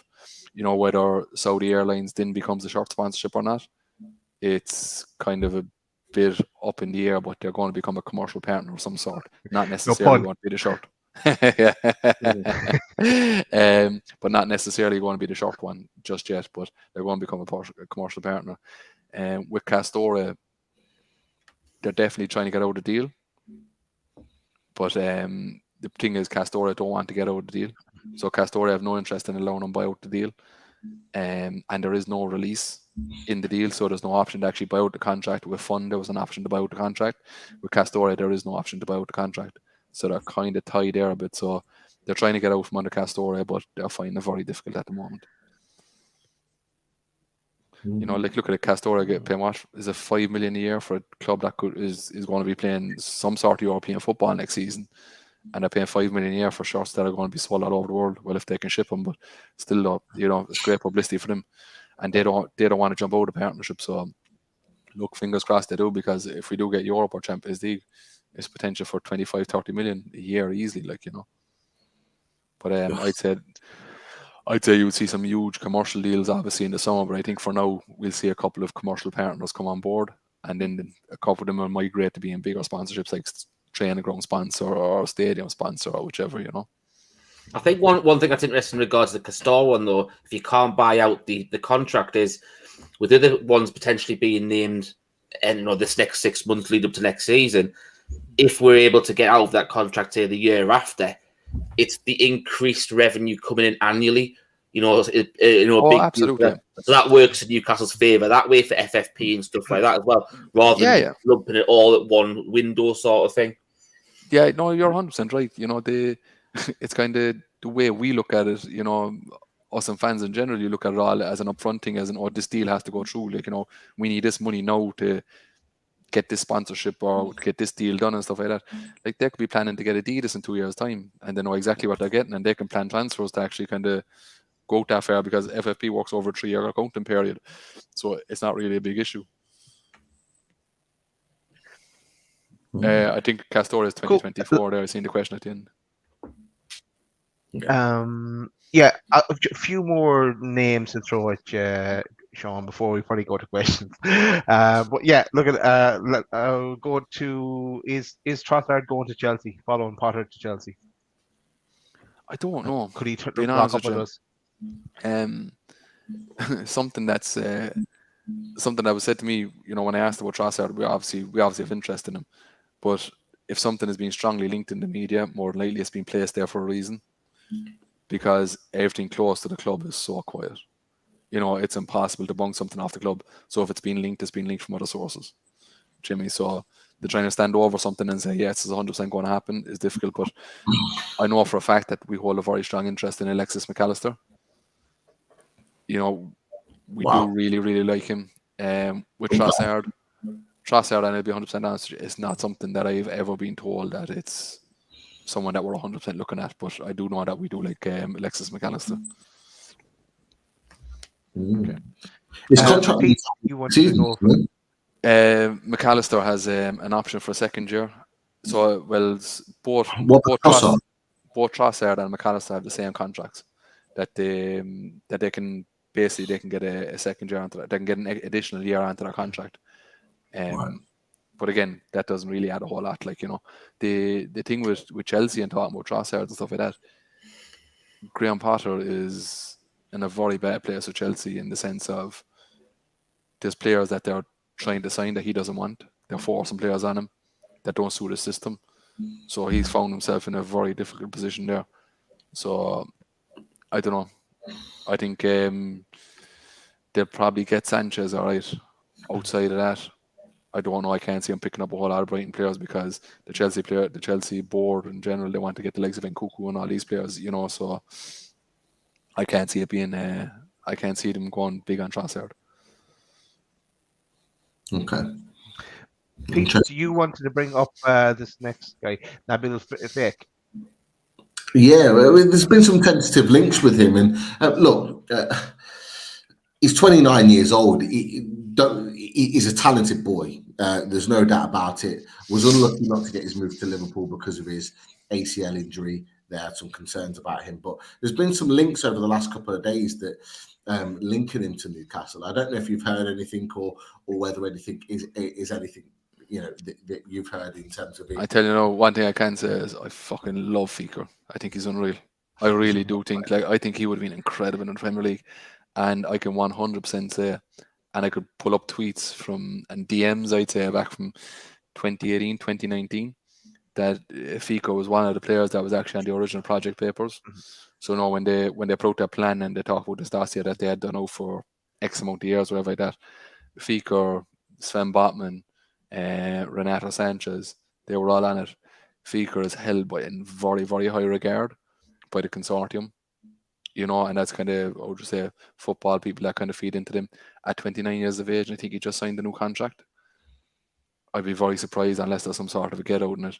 And plus two, if you are going to pay big money for him, I don't think he didn't pass his medical at Real Betis. It was done under a caution. I think there was stuff built into his contract, and there was stuff built into the deal as well with Leon that they got a certain amount of add-ons after a certain amount of time and stuff. So, fuck, I'd love it. I could pull out tweets there from about 2016, and I'm saying this fella's the next Maradona. I just absolutely love him as a footballer. I think he would have been incredible in the Premier League as well. Yeah. I think if he had went to the Premier League instead of going to Spain, I think you would be talking. He'd be probably one of France's best players now. That's how highly I rate him.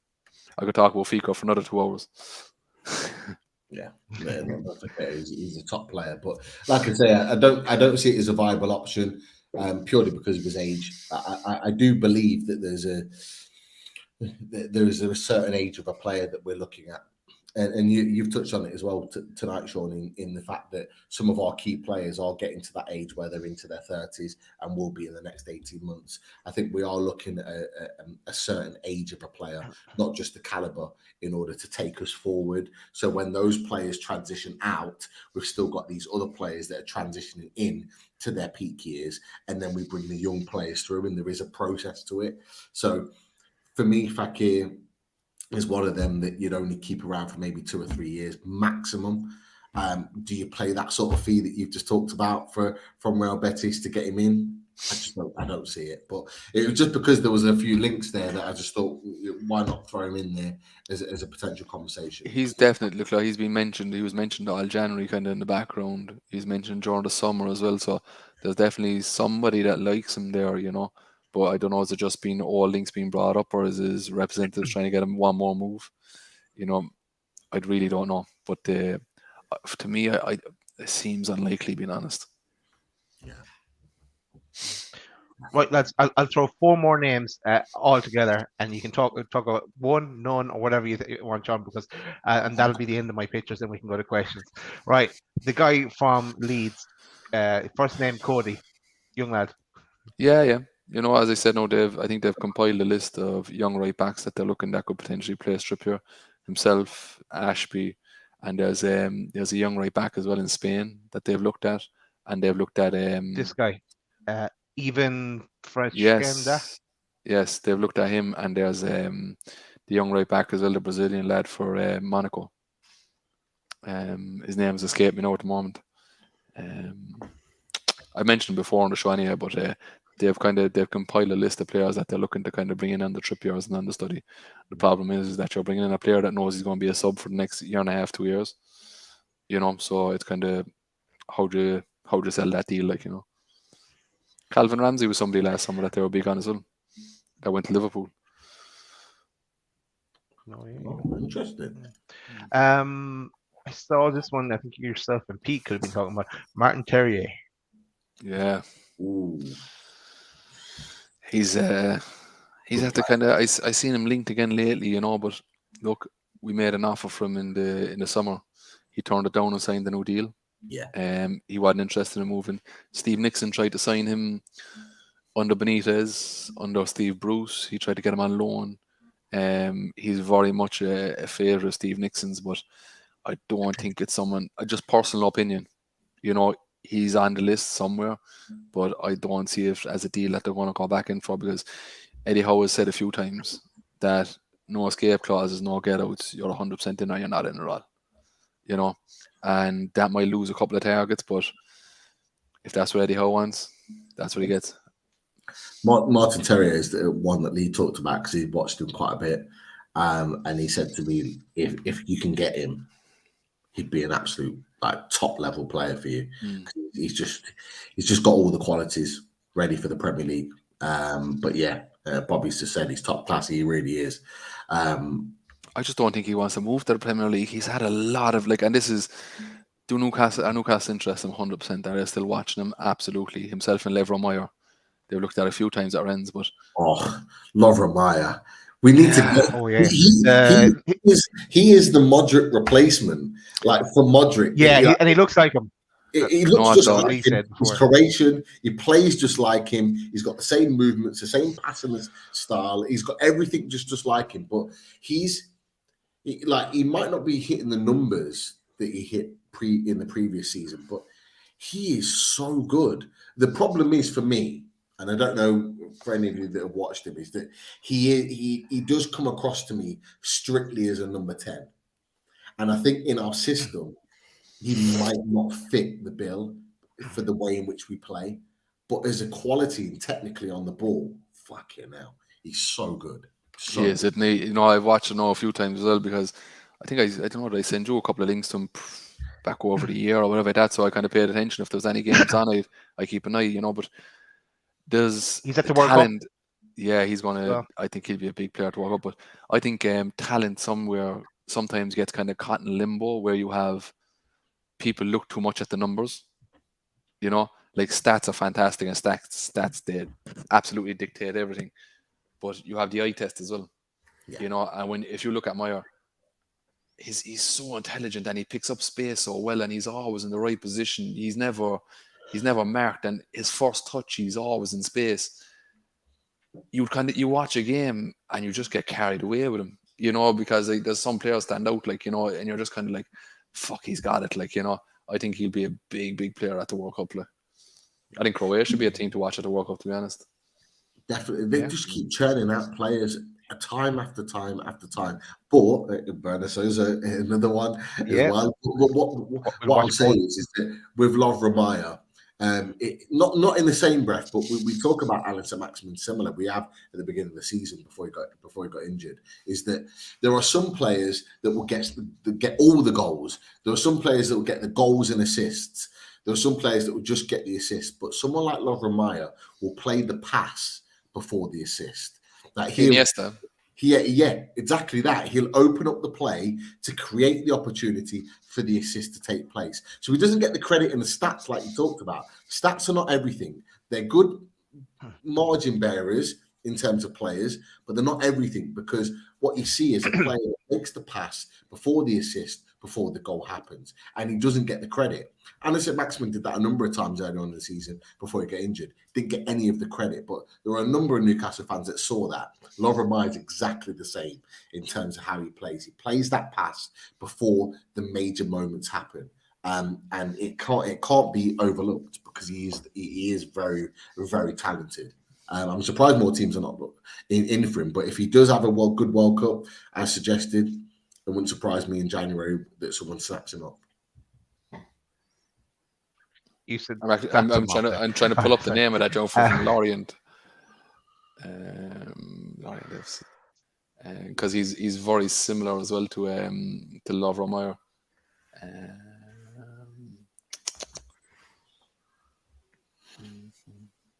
2 seconds, bear with me there, lads. You waited for me there for 20 minutes while I was bed name songs.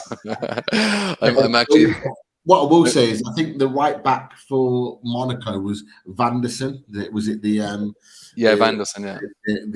I think the Brazilian lad. A few in the chat have mentioned it as well. And there's a Simakan as well.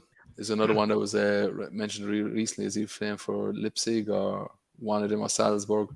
There's a right back there. I've been told he's the next Thuram, and he's been kind of pushed to a couple of English clubs. Lefebvre is the man I was looking for.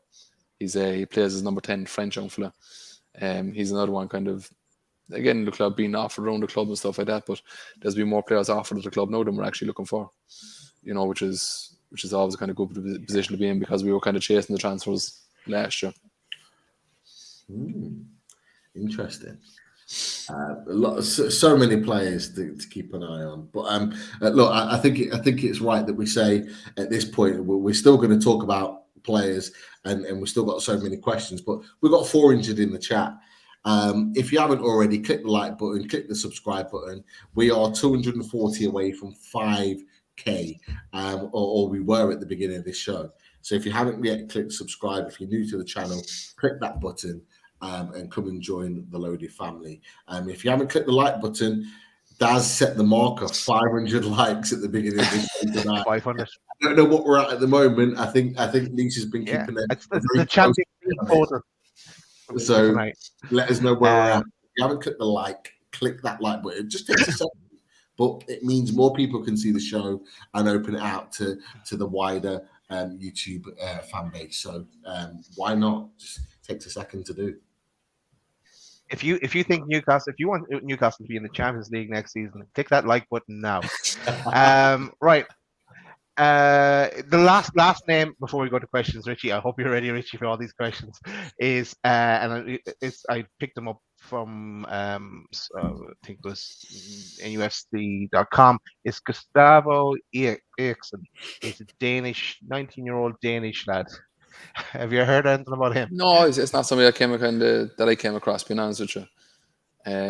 But again, the club it's not to say it's wrong, because there's so many names being kind of offered and around the club and stuff like that. Like, I've seen a couple of links to Cody Gakpo as well. I don't think it's somebody that they're interested in anymore.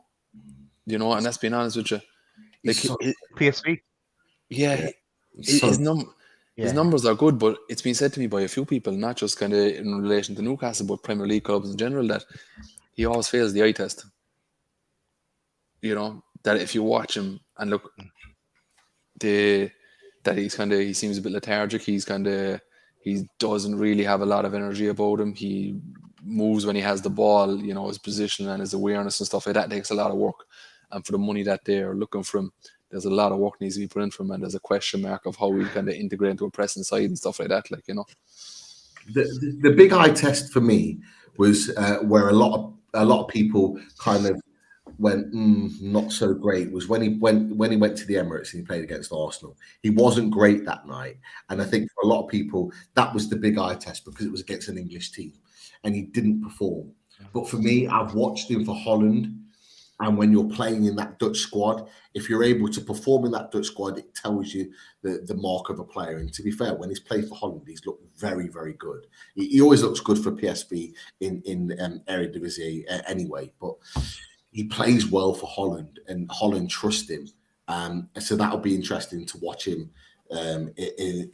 performing on the biggest stage. I like him. I think he's explosive. His shot is so fucking powerful. He hits the ball like a rocket. And I just think, look, we've got such a big pool of players. He predominantly plays on the left. So again, you've got the Alan St. Maximin situation. Who do you play? But the St. Maximin situation is a strange one, isn't it? Look,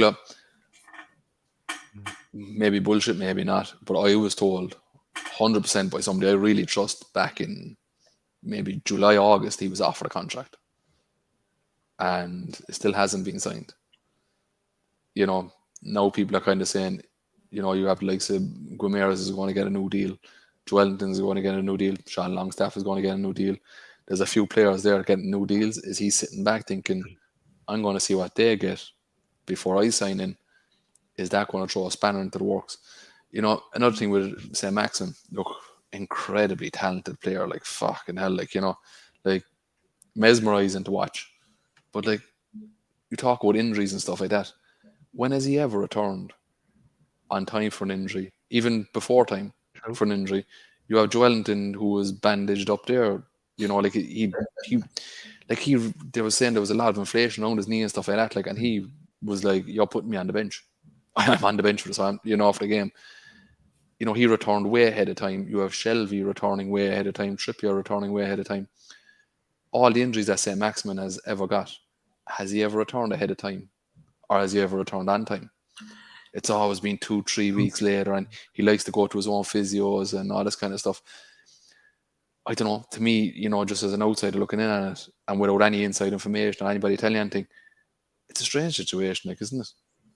He's so explosive, though. He's such an explosive player that it's hard to bring a player back early because of the risk of him breaking down again. And he's had so many hamstring injuries just since he's been at Newcastle. But I would agree with you. I wouldn't give him a new contract right now because he hasn't proved it this season. He's had a really good start to the season, but he's missed 7-8 weeks of football. Like, how does that in any team justify a player getting a new contract? He's got to earn it. But the Miguel club's Almiron, for example, Miguel Almiron deserves a new contract because of the form that he's played, not just the goals, but the performance levels that he's put in. He's earned a new contract. You could argue that Callum Wilson, injuries aside, he's put the ball in the net. He's had really good moments this season, despite his 5 weeks out injured. You could argue that he deserves a contract ahead of. He's after getting one. Bruno Guimaraes. Well, he got an additional year onto his contract with an agreement to be a coach. I think all his family now are after moving to the northeast as well. Because I know there was a bit of back and forth. And I think he was traveling up and down for a long time, but I think he's after fully committing, and his family are actually living there now as well. Yeah, which is a huge thing. We know that, Sean. We know that because we have Lisa who's out. Has confirmed that for us with the binoculars. Thanks, Lisa. But yeah, the Callum Wilson, granted he's injury prone, but they see him as being around the club for the next 5, 10, 15 years. Eddie Howe really sees a coach in him. So, and again, it's like when you look at somebody like Callum Wilson, his mentality must be incredible. Done both his ACL in his both his legs. Multiple injuries, and he keeps on coming back in incredible shape. He's never left himself slip. To have that mentality alone and to have that around you players and stuff like that would be phenomenal. I'd say that man's motivation is through the roof. Yeah, I'd agree. Definitely. So then you look at the question does St. Maximin deserve a new contract? I don't think he does right now. In the second half of the season, it might be a different conversation. But the one thing I think it's a big 3-4 months from. Yeah, I think we're looking at Mudryk, we're looking at Cody Gakpo, we're looking at players of the level that can play on the left-hand side that are going to ask massive questions of whether he starts to play for Newcastle United. This was always going to be the question. It was a case of could he stand up and be counted? We know he's capable of it, but can he do it consistently? And I think if he doesn't this season, I genuinely believe, and we've said this 6, 7, 8 months ago, that if he doesn't perform this season or doesn't get the opportunity because he's injured, that Eddie Howe will look beyond him. And I wouldn't be surprised if that's the case. And I wouldn't put it past Eddie Howe to do it. And I would agree with him if that's the case. Yep. Richie, should we start into the 36 questions? I'll try. There's a few that are linked into each other. So the first one actually I wanted to bring up was one that we were discussing before Sean rejoined us, and it was obviously we were talking about Moussa Diaby, and then obviously we got discussing saying he lost out to Marcus Thuram, who both myself and Pete have discussed in the past before has been a fantastic player. Now I wanted to just ask Sean if he'd heard anything about Marcus Thuram, but also. The deal for me looks personally really good because he's only got 6 months in his contract left from January. He plays on the left wing. He also plays through the middle as well. He's got 10 goals in 15 games so far for Gladbach, who are overachieving again, probably in the Bundesliga.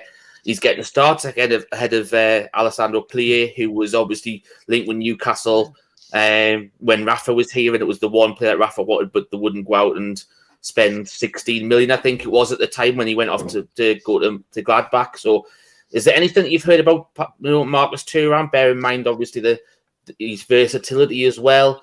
So that's this year. With Marcus Thuram, yeah, we actually had a deal in place to sign him for 10 million before he went to Gladbach. And the player was actually keen on the move as well, but Mike Ashley never pulled through on it. So the scouting team are well aware of him, and I think I was on to Pete there, I think it was back in last January as well, that we were very interested in him. So definitely interest there, but a few people that I've asked, his head set on a move to Italy, and it's been like that since. I think he would have been gone to Italy in the summer. I think it was Inter Milan. I can't remember which one off the top of my head, but I think he was fairly close to signing for Inter Milan, but he got a fairly bad injury, and they pulled back on the deal just because of the injury. But I think all roads lead to him going to Italy. His Kefren Thuram as well, his younger brother, somebody we've watched multiple times. His brother plays at Nice. Yeah, we've watched him a good few times, and they were close to making a move from in the summer, but it just didn't materialise. Ideally, they want a number 6, a left-footed number 6. If that transpires or not, it's another thing. Cool. Stephen King wants to know: do you think we'll spend big on an established number 6 like Alvarez, Mourinho, or Lema, or go for someone younger like Peroni, Andrew Santos, or Kone? I think Kone kind of falls into the Alvarez, Mourinho, and Lemar. I think he kind of falls in there, and Peroni and Santos are separate. So I think that they'll probably sign, if they are going to sign, they'll probably sign 2. They'll sign 1 more for development and 1 for the first team. Okay, Lisa, one of our admins, she's put in that she's not too sure if she heard this right or wrong, but didn't someone like Darren Eales or Dan Ashworth say there was already a player lined up for January that's a big signing? Yeah, so the club, and that's been the rule. I hear kind of Compton and things like this because it sounds like fucking anybody could say it, but something that's been doing rounds for the last couple of weeks is that the club have somebody wrapped up, a big deal for a player, and it's kind of it's a one that's kind of going to kind of make you sit back in your seat and say, "Fucking hell, how did I pull that off?" Who it is, really don't know, but that's a few people are saying it, and there's been names thrown here, there, and everywhere, but I'm not going to comment on names because I've no big concrete yet, but I've kind of heard that they've had somebody big signed, and I've also been told that they've chosen the number 6 that they want. Maybe that both goes together, I don't know. Cool. Neil Calvert has brought up a good fact saying sponsors are lining up more money generated bigger and better targets, etc. Plus, we're probably 2 to 3 years ahead of schedule. Not always going to have the likes of Liverpool, Chelsea, Man United starting this slowly.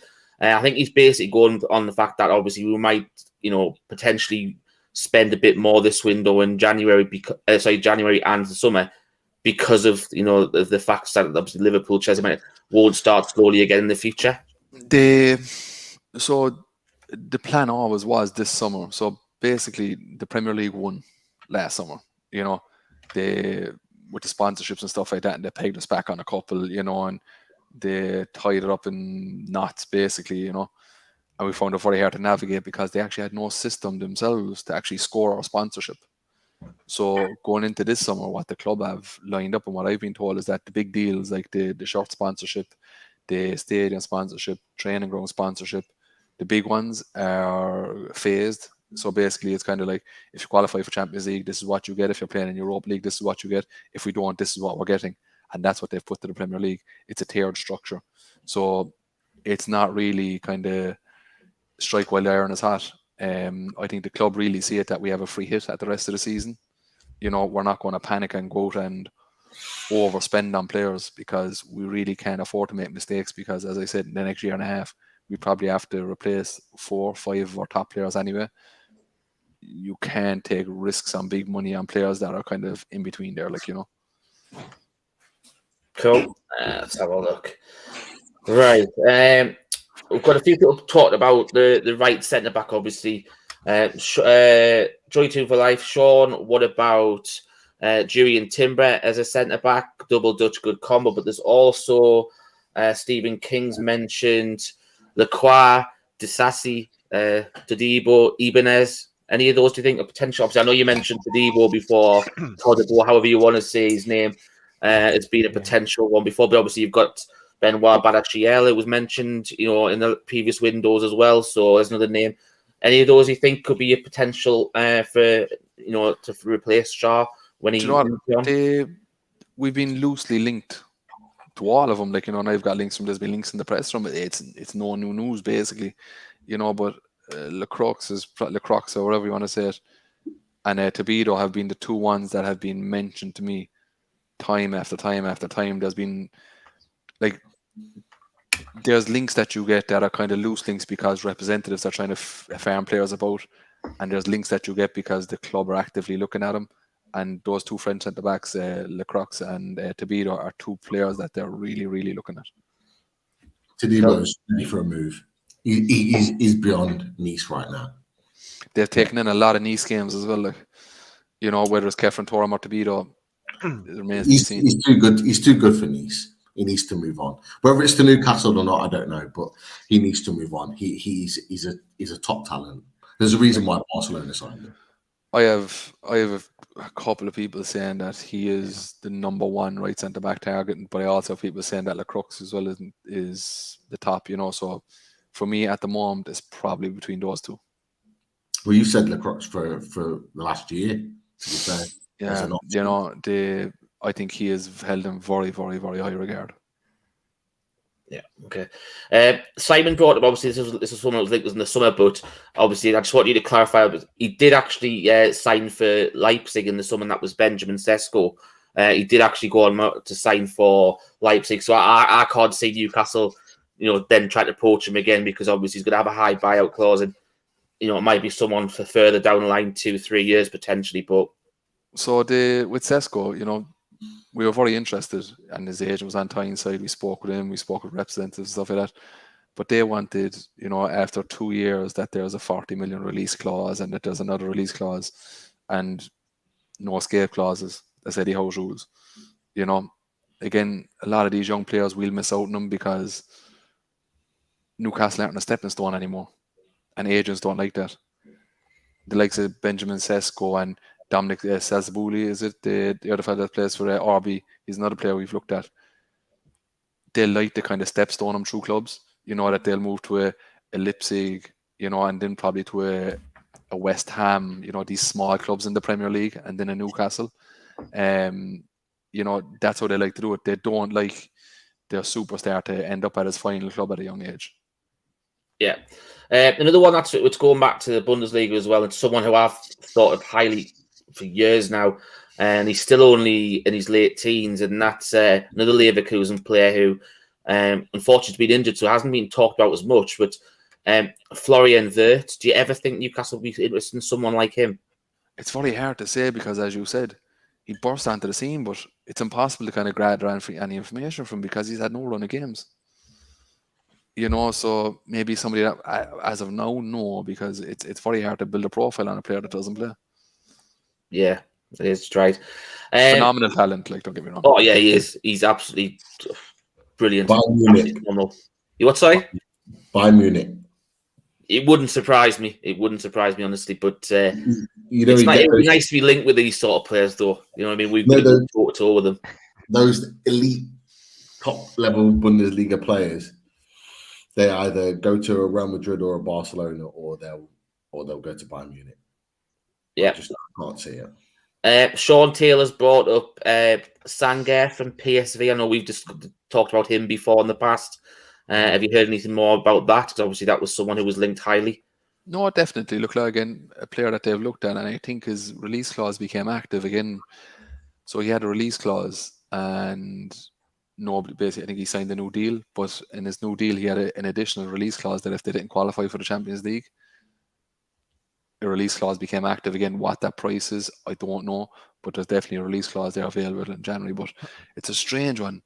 I think it was available for 30 million and no Premier League club moved from. You wonder what the background is there. And he was offered to a lot of Premier League clubs pre-PSV as well, and nobody made a move on him. It's a strange one. I'm always kind of a bit apprehensive when players like that don't really kind of get the interest. Like, yeah. Joy Life and PDK, both we were talking about left backs. They both mentioned Rico Henry. What do you think of him as a potential target for a left back? that's not somebody I've heard. Okay. We mentioned briefly about the new Monster sponsorship. Retro Andy was it disclosed how much the sponsorship was for? No, these commercial partnerships never really are. You know, I can't see it. I don't think the way that the club operate now, anyway, they don't really like putting too much in public. I think the Saudi Airlines one might be, you're probably going to be waiting another few weeks for that, because that's actually still going through the Premier League testing at the moment. So that probably won't be disclosed for another little bit.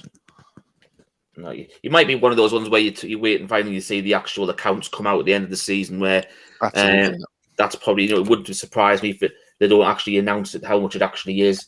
But obviously we touched on it briefly. There's a couple of people wanting to talk about Maxi, William Smith. What are the thoughts on Sam Maxim? Does he have a long-term future at the club? Also, whereabouts is it? There is Rich Joblin. He was saying if ASM was playing for another club now and playing for as he has for us, do you think we would be trying to buy him? I don't think we would, but would you be interested to hear your thoughts? Now, we actually touched on a previous show, so it would be good to actually get Sean's thoughts on this one. It's funny because a few of my mates slag me, like, because when I go on about Sam Maxim, they just say, he's just a modern day Ricardo Fuller. I'm like, fuck. You know, he has these wonderful moments, but then he disappears for 2-3 weeks. You know, and then he'll pop up again, and he'll have a fantastic game, and then he's injured, and then he's, you know, it's like there's no point in having a Lamborghini if it's always parked in the drive, you know. And that's my feeling on St. Maxim at the moment. Like, a fantastic player, but does he start for a fully fit Newcastle at the moment? I don't know. I really don't know. I never thought I'd say that, but look, again, it takes a lot of hard work and effort to get into that Newcastle side, and skill alone won't do it. We've proven that we can win without him. So he has a huge task on his hands now to get himself back into that starting 11. And he's also going to be competing with Isaac as well, who I think his best position is on the left side of our front three. It's interesting you said, because Dougie Morris, the next question I was coming on to follow on from that, was he was saying his front three at this moment in time would be Isak, Wilson and Miggy. Does everyone agree with that? Absolutely, yeah. Pete, do you agree with that as well? I don't agree with playing Isak on the wings. I think he needs to play through the middle. I think it's easy to talk about Alan St-Maximin because he's been injured for so long. I think a fully fit Alan St-Maximin starts for Newcastle United currently. But see, if you look at how Eddie sets up the system, and when Joelinton is playing, your left winger is actually never a winger. They become very inverted. You know, if you look at, say, when St. Maximin was playing, and if you look back over games, when we play a midfield three with Joelinton, Guimaraes, and say if it's Longstaff or Willock or whichever like that, Joelinton actually plays as a left winger.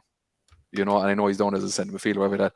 He actually occupies most of the time in the left wing, and you're the person that's playing on the left hand side of the front three actually occupies the half space between the centre forward and the left winger. And my opinion, and when Isaac had his best season at Sociedad, was actually when he occupied that half space kind of between the number 9 and the wing, and kind of in around number 10. So I think kind of if you're starting Isaac with Joelinton, I think Joelinton actually kind of occupies the left space, and Isaiah comes a little more inverted. And if you're giving him a run at a centre back, or if you're giving him any side of goal, well, the man's phenomenal. Like, you know, but we don't know. Being honest with you, because we haven't seen him yet perform in the Premier League. You know, I think the kid is absolutely sensational. I can't wait for it. You know, and I think the injury is probably a good thing for him, because now he's kind of I've been told he's going to be back to full fitness within probably the next 3 weeks. He's going to be back training with the squad and stuff like that. That gives him a lot of time to integrate himself into the club and into the playing system and all this kind of stuff. It could be a blessing in disguise. Yeah. A quick one on this guy, obviously. So we haven't really discussed. It has been linked with us a while ago, and obviously it's been more younger South American talent that has been linked with Newcastle. But Tommy Thomas Wilson, he wants to say, should Newcastle go in for Endrick? Now, obviously, there's been a lot of links with Real Madrid and people like that. Yeah. Is it someone that Newcastle would potentially go after, or have you heard anything on that one at all, Sean? I thought we have no hope. You know, I don't know why, you know, but I asked the question and they basically told us no point in even getting involved. Apparently, he's already been to Chelsea's training ground. Yeah, you know, I heard that. Yeah. And that was in the last week. So you know, so it seems like if he's going to come to the Premier League, it's going to be Chelsea. Yeah, so he looks like he's signed for some club. Who it is, I don't know. Quick one on this one before I get on to the last question. And this is Iniesta Wijnaldum, who said, I rate Valentino Livramento could be a great long-term Trippier replacement. Obviously, he had a fantastic season at Southampton last year. Obviously, I know Pete mentioned Kyle Walker-Peters before. Yeah, I think that'll be a decent shout. What do you reckon, lads? Absolutely. Yeah, I like him as well. Yeah. Long-term injury at the moment. Who's the young fella that started right back from against Newcastle? I think he came off injured. Actually, thought he was very good as well. His name? He came off injured. Last week, he played against us. He came off injured. Is it? Oh, it's not Santos. It's something along that lines. Then. No, I think he's very good as well. To be fair, he was ripped to shreds on that side. No, I don't think so. He didn't play well against us, but he's done it. He's done okay this season. But Livramento starts. To be fair, Kyle Walker-Peters played predominantly on the left-hand side because Livramento's been so good on the right. He's a good player, though. Yeah, I'm just interested to see how he comes back from this long-term injury. So I think the lad who went off was Joan Larios. Oh, Larios, okay. Yeah, and the last question, it's been mentioned by three people here, all linking together. So Sean Taylor says, what about players leaving? Another one, are there any starting 11 or well used that you could think of be sold in January? And Alan Thompson's also said, Richie Lascelles, Dumitman, Keogh Lewis, do you think any of these players will go in January? I think he wants to hold on to Lascelles and he'd like to keep Richie around the squad. But again, he's not going to force him to stay. You know, the other likes of Dumitman, Keogh Lewis and stuff like that, I think their time is up. Okay, cool. Just a quick one to say about to Dougie. Thank you very much for becoming a member. Much appreciated. And also to Russell and Geordie, Mick for their donations earlier in the show. It's always much appreciated. I think you could see Chris Wood move as well in January. Cool. Oh, no, don't say that. Go on then, Daz. Right. That's it really. Have we missed anyone, Sean? Because we've gone through a lot, and hopefully one of these players we talked about comes in January, and a few more turn up in the summer. But have we missed anyone? No, look, I think that's about the basics of it, really. We've probably named out every player in Europe, so I'm going to get one right. You know, I'll have to try our best here, Sean. I'm gonna Photoshop them all into tweets now, into DMs, and put a few up. Class. Nice one. Maybe we should just tell people what's coming during the week, because it's not over yet for us. So 4 days in a row on YouTube. But yeah, we're on. I think we have a night off tomorrow unless something happens. But yeah, we've got on Thursday we've got Jordan for Talk of the Tune. So Jordan is popping in for a bit of a chat. So that's interesting as always. Great to have Jordan in for a chat. And on Sunday we are back. We're at home. We're home. We played away on Sunday. We're at home this Sunday. We have the Tune Review join us for another link up in our collaboration. So we'll chat to the team there. So that's on Sunday night at 8. So that's shows coming up, and we've plenty more planned as well. Yes, they asked me to come on as well. Yeah, very good. You can come. More than merrier. More than merrier. I'm definitely not getting an invite there. I wouldn't be surprised. No. You get quoted. I know. I was watching Tune Review today, and Alex has mentioned that your name as linking some players. So yeah, you get talked about on all shows, and I'm sure loads of things that you've talked about tonight will get quoted on other shows as well. But the lovers and the haters, Sean. I love the haters. But yeah, that. That is it. Maybe we give a shout out to the sponsors then as well. Or Richie, would you like to do the sponsors? Whatever, so you put the pictures up. The first one I want to go is the we've got the on the chat there, the pin message. It's for Shy Ben's obviously with Simon. He's got his GoFundMe account there for his hats for the homeless. I think he's doing with the Newcastle Foundation there. As it basically says what it says. If you can donate whatever you can, obviously we know people it's hard at the moment for people financially, but if you can spare a little bit, obviously Simon's campaign is to supply hats for the homeless. So feel free to donate if you're in a position to do that. Obviously we've got Shy Ben's. I don't know if you've got that beyond doing the pictures, Daz. Obviously that's Simon's main brand. Obviously fantastic range he's got on there with all of his t-shirts, hats.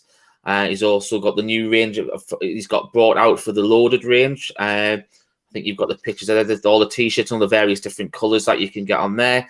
There should be the away day ones there as well, which is being modelled there, and that's we always do love being playing away. Daz, and you've got the hoodies the new range of the hoodies that are coming out as well, have you? Yep, you've got some fantastic different ranges there and there, with the Callum Wilson white at the bottom and the Saudi green, and obviously there's the loaded beanie hats there as well. And I believe that as Daz always likes to say, there's also the pom-pom ones as well, and there's the baseball caps as well. That's what they're called.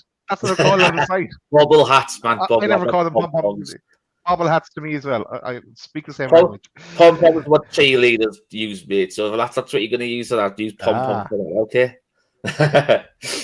Right, we then go on to pins and prints and the fantastic range of quality prints that do for the various different goals that he's been printed out over the other years. We've got Eddie Howe's there. There's the kits, the Miggy goal against Fulham there. We've seen one of the new ones there.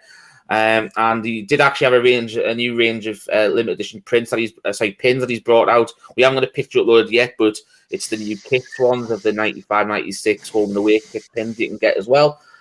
We've also got the Geordie Rise, which is Dean's fantastic. Oh, you got on that one first. I catch you out. Got on there. Is the Geordie Rise, the fantastic range that he decided just to pay homage to all the Geordies out there, and also some of the Sean. What? Sean, you've one of these. You've one of these shirts. Yeah. I do, yeah.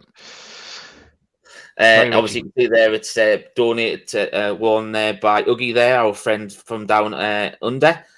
Fantastic designs there. Go over and check that out with the Geordie Rise. We've also got Dean at the Machine House as well. We've got some fantastic range of clothes in there as well. From the, do you know what? I wish this delay would start. You keep interrupting us when I'm in bloody mid-flow. Hey, it does. Jesus Christ! I think you're mixing up all the names as well. It's Martin at Machine House, isn't it? It is Martin. There's that many names now, though. He's after losing you about 5 sponsors. Yeah, there is. I'll tell you why, because I forgot to say Dean at Pins and Print. That's why I know there's 2 Deans, and that's why I went through. I apologise. If you want to end this podcast, I understand. It's all my fault. Sorry, lads. The fantastic range of t-shirts and obviously the blue hoodie there. It's one of the most popular selections that they've actually got there as well.